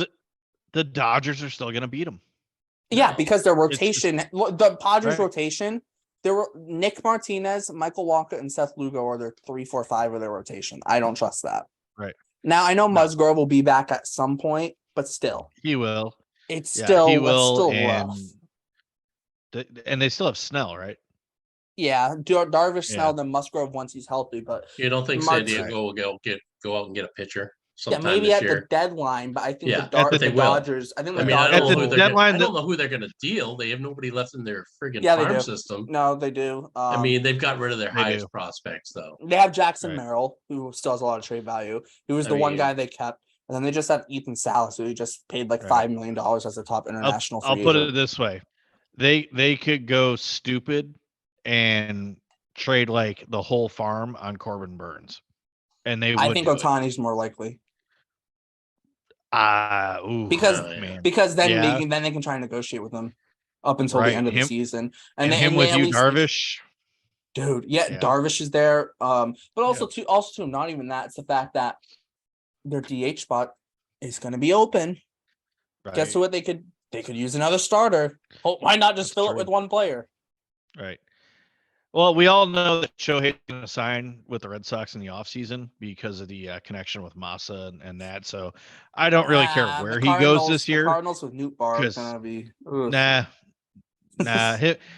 Massa and him are besties. You saw it in the WBC. That's what there's nothing like the bond of a brother, and they're about as close to it as possible. So he's signing with the Red Sox. It's a done deal. Yeah. Or he could go All to right, Seattle. Now can we go to the closer? I honestly, I partially hope he goes to Seattle just because that rotation will be outrageous.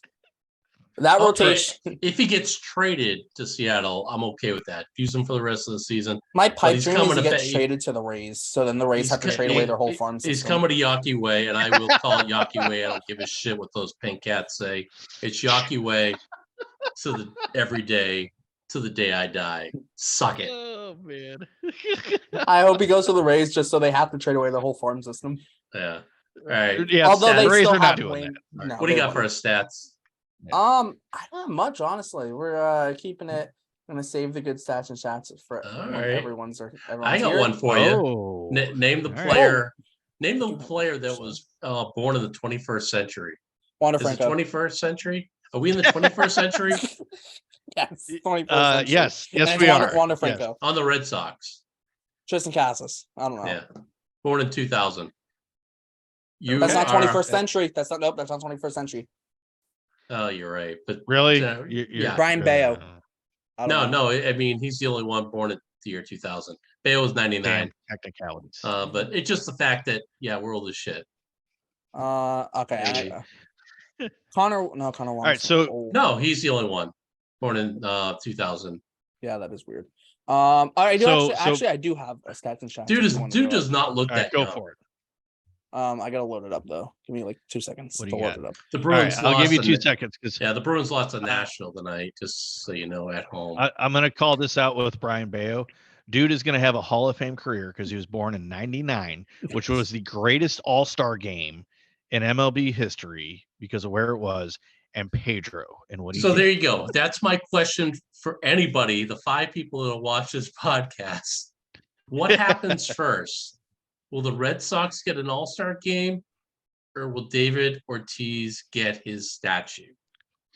I'm willing to bet it's David Ortiz getting a statue, because at this point, you're still 24 years out from when we last had an All-Star game at Fenway Park. So there's still a handful of teams that still haven't had it. But Wow. I mean, what do you think? What do you think happens first? I want the statue. Okay, the statue needs to happen. Like it needs to happen like yesterday. But Where does it all right, go? so I'm going heart or mind. Okay, Is it on the Downs? Oh, I would. the Green Monstah side, or is it right at the Yeah. entrance? I'm trying to remember because I feel like Ted Williams it's not at the entrance, the main where the ticket office is. It's further down the street towards where the Yeah. players park, where his Yeah. statue is. I feel David Ortiz. Do you put him? Do you put it next to Ted Williams? I'm not opposed to it, really. I think it would be cool. You do I think that. it'd be cool if you put it next to Ted. Right. You put it next to Ted. Do they have somewhere like and- off of like Dave Ortiz Boulevard where like that's next to the stadium where you can put it? Where like when you come off the road, off that road, you see Or maybe it? down in maybe a huge one in Kenmore Square. Just like the size of the Statue of Liberty. All right, That would be that's awesome. wild. That's wild. I do have a stats and shats if we want to get to it. Tear down Unos. All right. Including 2020, the projected 2023 starting left fielder. The Red Sox have had 14 starting left fielders from 2001 to 2023. Can you name all 14? Manny is one. He was not the first one of the 21st century, but he is one. Trot Nixon. No, he was No. right field. Yeah, he was right field. Benintendi. Benintendi is the second one, so you get two. Okay. How many are there? 14? 14. 14. Verdugo. Alex Verdugo is another one. Doogie. Jason Bay. Jason Bay is another one. All right, let's start. Actually, let's do this. Who's starting in left field in 2023? Verdugo. No. Oh, Masa. Yes. All right, Yeah, let's get this Masa. one out of the way. 2021. Who started in left field? It was not Alex Verdugo. Alex Verdugo started in left field in 2022. I think in 21 he started in center field, I think. Yeah, in 21 Verdugo started in center field. Was it Benintendi still? No, Benintendi was traded before No. 21. Let's see, 21. Oh, crap. That outfield, Renfroe was in right, Verdugo was in center, someone else was left. Kike Hernandez started that game at second base. Wasn't JBJ. Nope. Wasn't on No, the team. he was in Milwaukee. Yeah. Yeah. This guy didn't last the whole season in 21. Yeah, I picture who it is. The name's just not coming to me. Played for the Astros in 2017. Utility guy. Oh. Yeah, I can see his face. I got Played for the Yankees last year. You would do that. No, I really don't care. Shit, I don't know. All right, we'll skip it. You got 5. Oh. We'll skip it for later. You got All right, 5. fine. You got All 5 right. guys. Who else? All right, so we got Manny, we got Jason Bay, we got Verdugo, Benintendi, we got Masa, we got Benintendi. Verdugo. Masa, all right. Oh, there's some interesting ones here. I'll just say that. Yeah. Guys who you bet. don't think as left fielders. Yeah, There's I know. 3 guys that you look at and you go, that's not a left fielder, but they started in left field.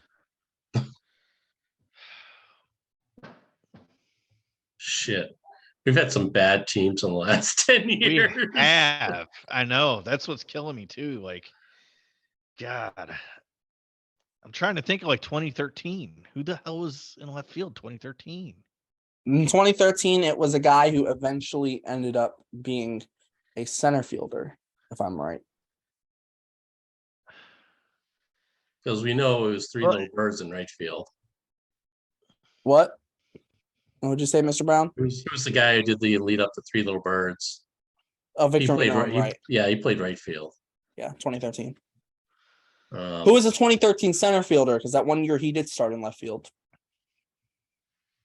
It wasn't JBJ. JBJ did start in left field once, so I'll give it to you. Mookie. That's Oh, yes. Mookie. No, not Mookie. JBJ was Oh. the 2013 starter in left field. Who was a 2013 center fielder? Because he started in left field one year. Mookie. 2013 Mookie didn't make his big league debut until 2014. Oh yeah, he's- yeah. he's 2013 14. center fielder. Oh my God. I ended up signing with the Yankees after that year. Oh, he Ellsbury? barely. Yes, Ellsbury, Jacoby yeah. Ellsbury. Ellsbury. Yep. Ellsbury. Jacoby Bellsbury. Yeah, Ellsbury started. Did in Damon ever play in 2000 left field? Not no. So Man. you have 1, 2, 3, 4, 5, 6, 7. Let's start with 2001. This guy started in left field because Manny Ramirez was the DH.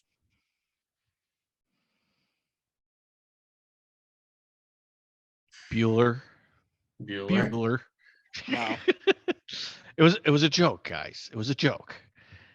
Oh gosh. 2001. Manny I know who it is. Mike DH. Napoli. No. This guy has Oh an my apostrophe in God. his last name. Oh, He has a letter, then an apostrophe. Henry. O'Leary? Yes, O'Leary. Troy O'Leary. Troy O'Leary. Yes. I knew it was O'Leary. All right, let's get to the next closest one. This guy started in left field in 2011. See, I was trying to think of 2011. Damn it. Who was the big free agent signing besides Adrian Gonzalez? Well, Gonzalez was a trade, but Wasn't guy- Coco yeah. Crisp never played over there, did he? not left field now. Nope. Yeah, he was. Yeah, center field. Who was the terrible free agent signing? There was a bunch of them. Come on, man. Oh, Carl Crawford. Yes, Carl Crawford. Yes. Yep. Cal All right. Crawford. All right, here's a fun one now. 2012. This guy was the story of the 2012 Red Sox. And then he also played for the 2013 Giants and came up clutch for them. Oh, was he the guy who would always pull his socks up? I don't remember. Oh man, came up clutch for the. He was a starting left fielder in 2012 on opening day. Played for the 2013 Giants and had a very, very big year for them, especially in the postseason. All I think of with the Giants is Hunter Pence. Yeah, that's Nope. who I was thinking. Another yeah. outfielder. But he's not. He It's has just that's both what you his make me first think of. name and last name they're both 4 letters. Jesus. First name starts with a C, last name with an R.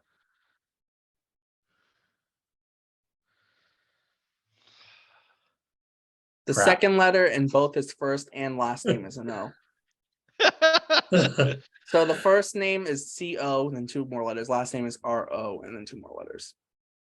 Cole, no. Cork.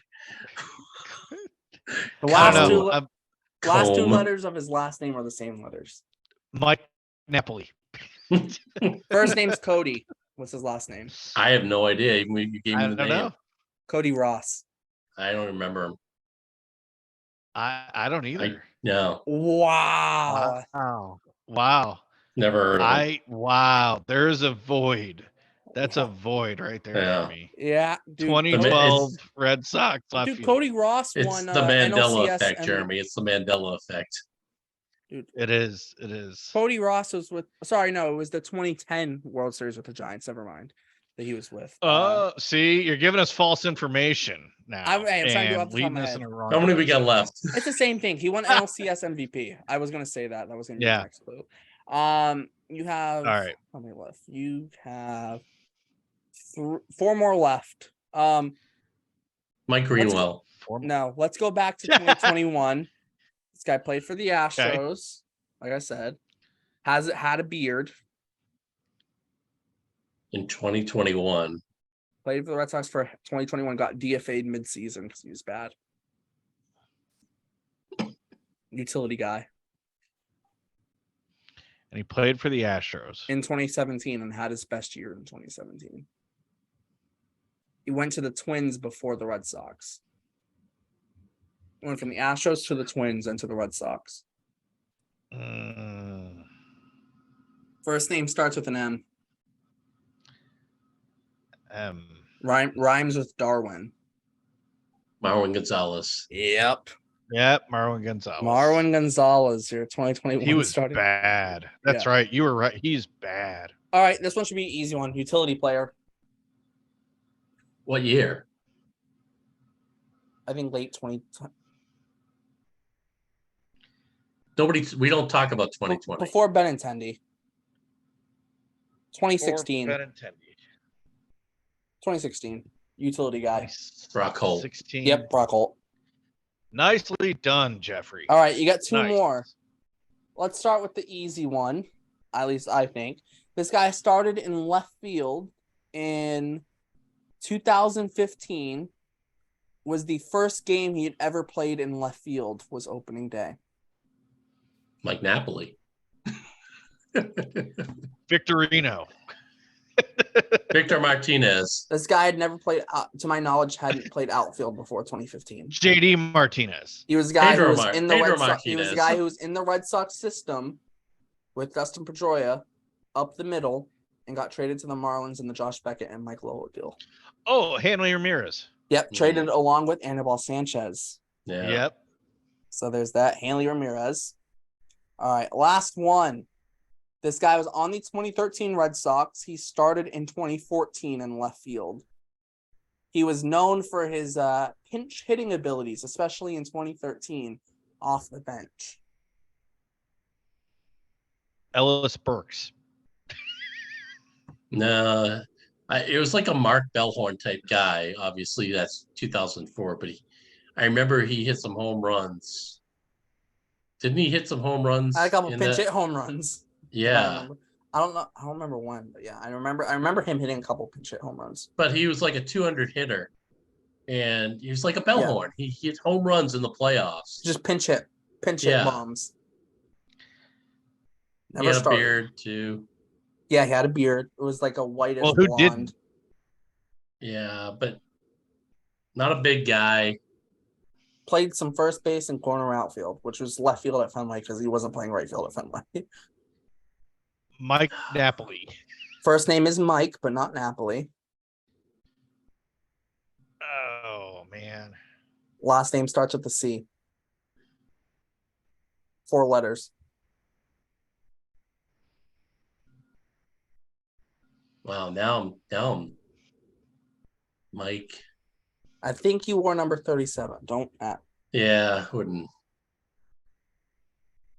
I'm gonna double I check wasn't that. thinking Mike at all. I had that Mike in the back of my head. Let's see. Mike Greenwell. His last year in the big leagues was 2014. He wore number 37 with the Red Sox. 2013 World Series champion. Played with the Mariners before he played with the Red Sox. Mike Cena. His last name ends with a P. So C blank blank P. Crap. Croup. He hit 9 home runs in 2013. I don't know how to find how many of them were pinch hit homers. I don't know how to find that. I have no idea. He didn't hit any I don't home know. runs in the postseason, but he did have some big pinch hit homers. You give me all 4 letters, and I probably wouldn't recognize who this person is. All right. I know. There's another void, I think. All right. Are you ready for this? Yeah. Mike Carp. Yep. Nothing. Oh, I do remember him. I don't remember him at all. Oh, I remember that one big. I don't even remember him home on the run he had. 2013 team. You remember that Yep. one massive like pinch hit home run he had? Nope. Jeremy. Yep. That's Yeah. it. That's what did it. There's that one Oh my big God. old pinch hit home run. I was shocked when I was looking at it. I'm That shocked was I didn't it, find too. like any Alan Craig or Wow. whatever. That was a painful Right. stats and chat. Yeah. Well, guess was. what? We have It a bunch was. of other positions to get My through. head So hurts. there's some easier positions actually.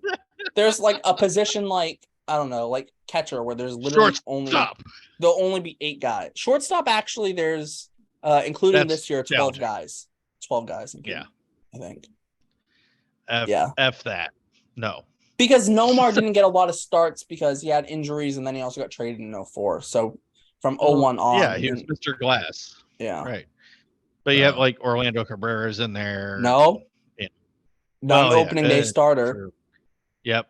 Because, he did not stay on the team. So, But you have like interesting one, I like don't know. Jacoby Ellsbury has made an opening day start for the Red Sox at all 3 outfield spots. So has Jackie Bradley Jr., which is hilarious. Wow. Alex Verdugo will do that as well with this Yep. year because he's starting in right field this year. There's some weird, like Holy Hanley crap. Ramirez has made opening day starts at left field, first base, and DH. Yet he was originally a shortstop and didn't make an opening day start. Yes, Like that's a wild one. Like, it was. yeah, there's some crazy one. Kike Hernandez will get his third position this year, second base, center field, and now shortstop. Yep. There are some interesting ones. Manny had left in DH. Euclid had first and third. Yep. But yeah, those there are some names though, like the shortstop position. I think might be the hardest. There are some like names there. Probably Like, there whoa. is. Right, there is. Yeah. But, and that's how it goes with the Red Sox. The thing that we'll just put anybody anywhere. The thing that saves shortstop, I'm not gonna lie, the thing that saves shortstop is Xander Bogaerts. Because before like 2014, they might have had like I think they had like 10 different shortstop starters in like 15 years or whatever. There were so many guys who played shortstop for the Red Sox on opening day from 01 to like 2014. Right. They were just going down to Dunkin' Donuts and grabbing guys. Come on and play shortstop. Let's do it. Yes, there were so many guys. So it's just like I think we might do shortstop next. Some of the names are like that guy played for the Red. He played like 1 year with the Red Sox. Yeah, and he was awful that 1 year. Remember that guy who had we're gonna have to have some relief effort next time because my brain hurts and I have to go to bed now because my brain hurts so badly. But I look forward to our next podcast where we got Sox Addict from Twitter. It's gonna class up our podcast a little. We might got to do shortstops then. You'll have some backup, some reinforcements. No class. There are some names at shortstop. I wish I could show you the list. I'm not going to, but I wish. No, because you should keep that. I don't know. We'll see about that one with the guest. We'll see. Yeah, that could be abusive, but hey, we did starting pitcher with Milliken like that, but starting pitcher wasn't that bad.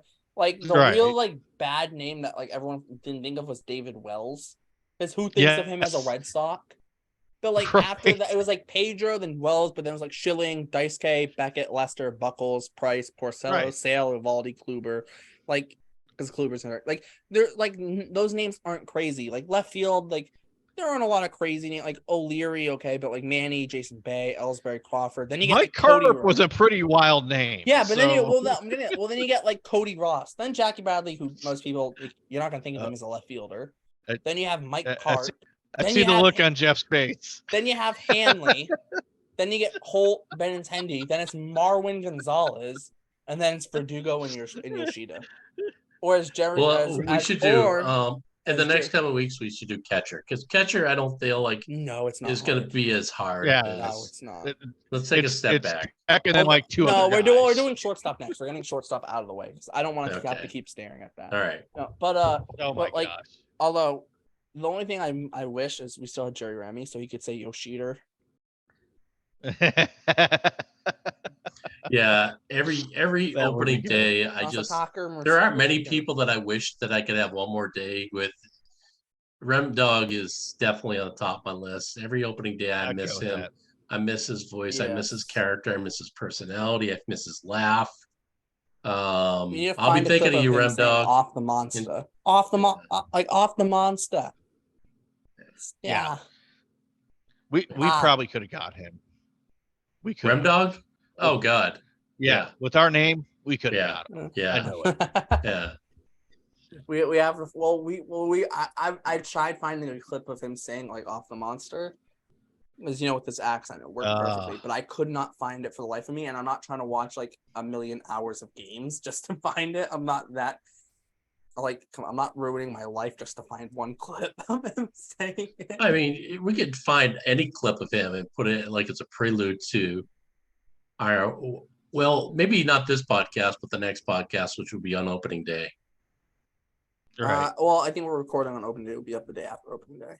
Yeah, but still, it'll be an opening day podcast. Yeah. So a good place to wrap it up, guys. Yeah. Been fun as usual. Do miss Mr. Taylor. I think you would have had a great time tonight. Well, I don't know about that. The Astros talk too. Ooh. Well, He it would have wasn't as. kicked your asses. I feel good that we kept it as positive as we Yeah. did, because it Last definitely thing, the could have Bruins taken are a winning right the Stanley turn. Cup. But if anything, we walk away with Masa Casa. Masa Casa. That's going to be the title of this episode. And you have the Masa Casa bun going on too. So. Gosh. All right, last thing I said we might talk Bruins in the intro. So guess what? The Bruins are winning the Stanley Cup. That's our Bruins talk. So yeah. Yeah. Anybody be interested in joining us as one a more. fourth? One more. I do want to put this out there. If anybody out there is listening to this would like to join a podcast with the three of us, because unfortunately Mr. Taylor is not a Bruins fan. We'd like to get a fourth, then maybe do a couple podcasts for the Bruins as we go into the playoffs. I'd like to do that, but let us know. Reach out to us. Right. The important thing is Montreal did not make it to the playoffs. So I don't know if that's necessarily a good thing. I'm very happy they could get Connor Bedard. I'd rather them be like the 7th seed and get. You know what makes me sad is Chicago still is in the running for Connor Bedard, and they beat our ass this year. Let them go to I'd much Anaheim or Arizona. I don't want him to do right. Chicago. Anybody but Montreal. Anybody but Montreal. Chicago. No. And Chicago. Chicago or Buffalo or Detroit. Like keep them out of it. Have you ever had to deal with those annoying Chicago fans? Yeah. Even out of the I've had to shut up a few. And out of Chicago. I mean, Chicago Chicago fans are top 5 most annoying all across sports. Philadelphia, obviously, number 1. Yep. New York is number 2. 3. Canadian, Montreal. Yep. Montreal, Toronto. Montreal, Toronto. Basically, or Toronto. Right. Montreal, Toronto. They're hockey. 4th. We'll put them in for hockey. Montreal and Toronto. I don't really give 2 shits about basketball, to be honest with you. They could all be annoying. Raptors fans were a little rough though after they won the we'll just keep Philadelphia the fans there. Right, Philly. Philadelphia is across the board. Doesn't matter what sport you are in. Philadelphia fans are. If it's lacrosse, they will be assholes to a T. I know you don't care about basketball, but Laker fans. Fans yes. Yeah. The thing is with like Dodgers fans, they just don't care. They show up in the 3rd inning, leave in the 7th inning. Right. But don't you see a lot of fights out there too between Oakland fans and no one goes to Oakland games though. Nobody goes to Oakland. Is it San Francisco when the Dodgers people usually ended up in a Dodgers and Giants fans. Right. But okay, Chicago is either 4 or 5. Yeah. LA. I'd put it there. Also, the Blackhawks. I'm sure Chicago fans who might listen to this would argue, it's Green Bay fans. Those people, oh my God. They have to deal with the frozen tundra. They have the right to be annoying. Bear fans are more annoying than Green Bay fans. Yes. They are. Also, the Blackhawks franchise does not deserve Connor Bedard after all the stuff that they've had to deal with legally and whatever with some of the stuff that we won't. I'm going to throw this. All right, I got to throw this out there, though, since I brought it up, okay? Do you guys know what the difference is between Bears fans and Marty McFly? Eventually, Marty McFly stopped going back to 1985. That's a good one. It's true. Okay, we can end it now. Hey, from Mr. Taylor, I did see a weather forecast in Texas. They talked about that the weather will be in the mid to high 90s, almost like the last time the Dallas Cowboys won anything.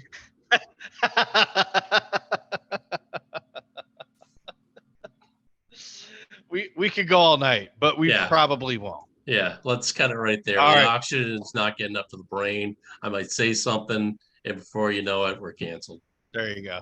All right, I'll take us out then. So for everybody listening, watching, we appreciate it. If you haven't done so, follow us on Twitter. We are Off the Monster. The Twitter handle is @OffTheMonsterPod. There's an underscore in there somewhere. That's a terrible way to put that, but sorry, folks. All 5 of you, if you're not, go ahead and do it. But anyways, for Stats Masterson, Mr. Jeffrey Brown, I am Jeremy Harlfinger. otherwise known as Jeremy. When is Poppy getting a statue? Which hopefully will be this year. And for Mr. Taylor, who is with us in spirit, we thank you guys. We appreciate it. Listen, Spotify, YouTube. also rate us, give us 5 stars, rate us, whatever you got to do. And this coming Thursday, we will have special guests with us, hopefully. And we're going to talk opening day and go from there. So And again, more folks, stats and appreciate it. chats. And more stats and chats. Yes. So with that, we are off the monster. Thank you all and have a good one. Go Red Sox.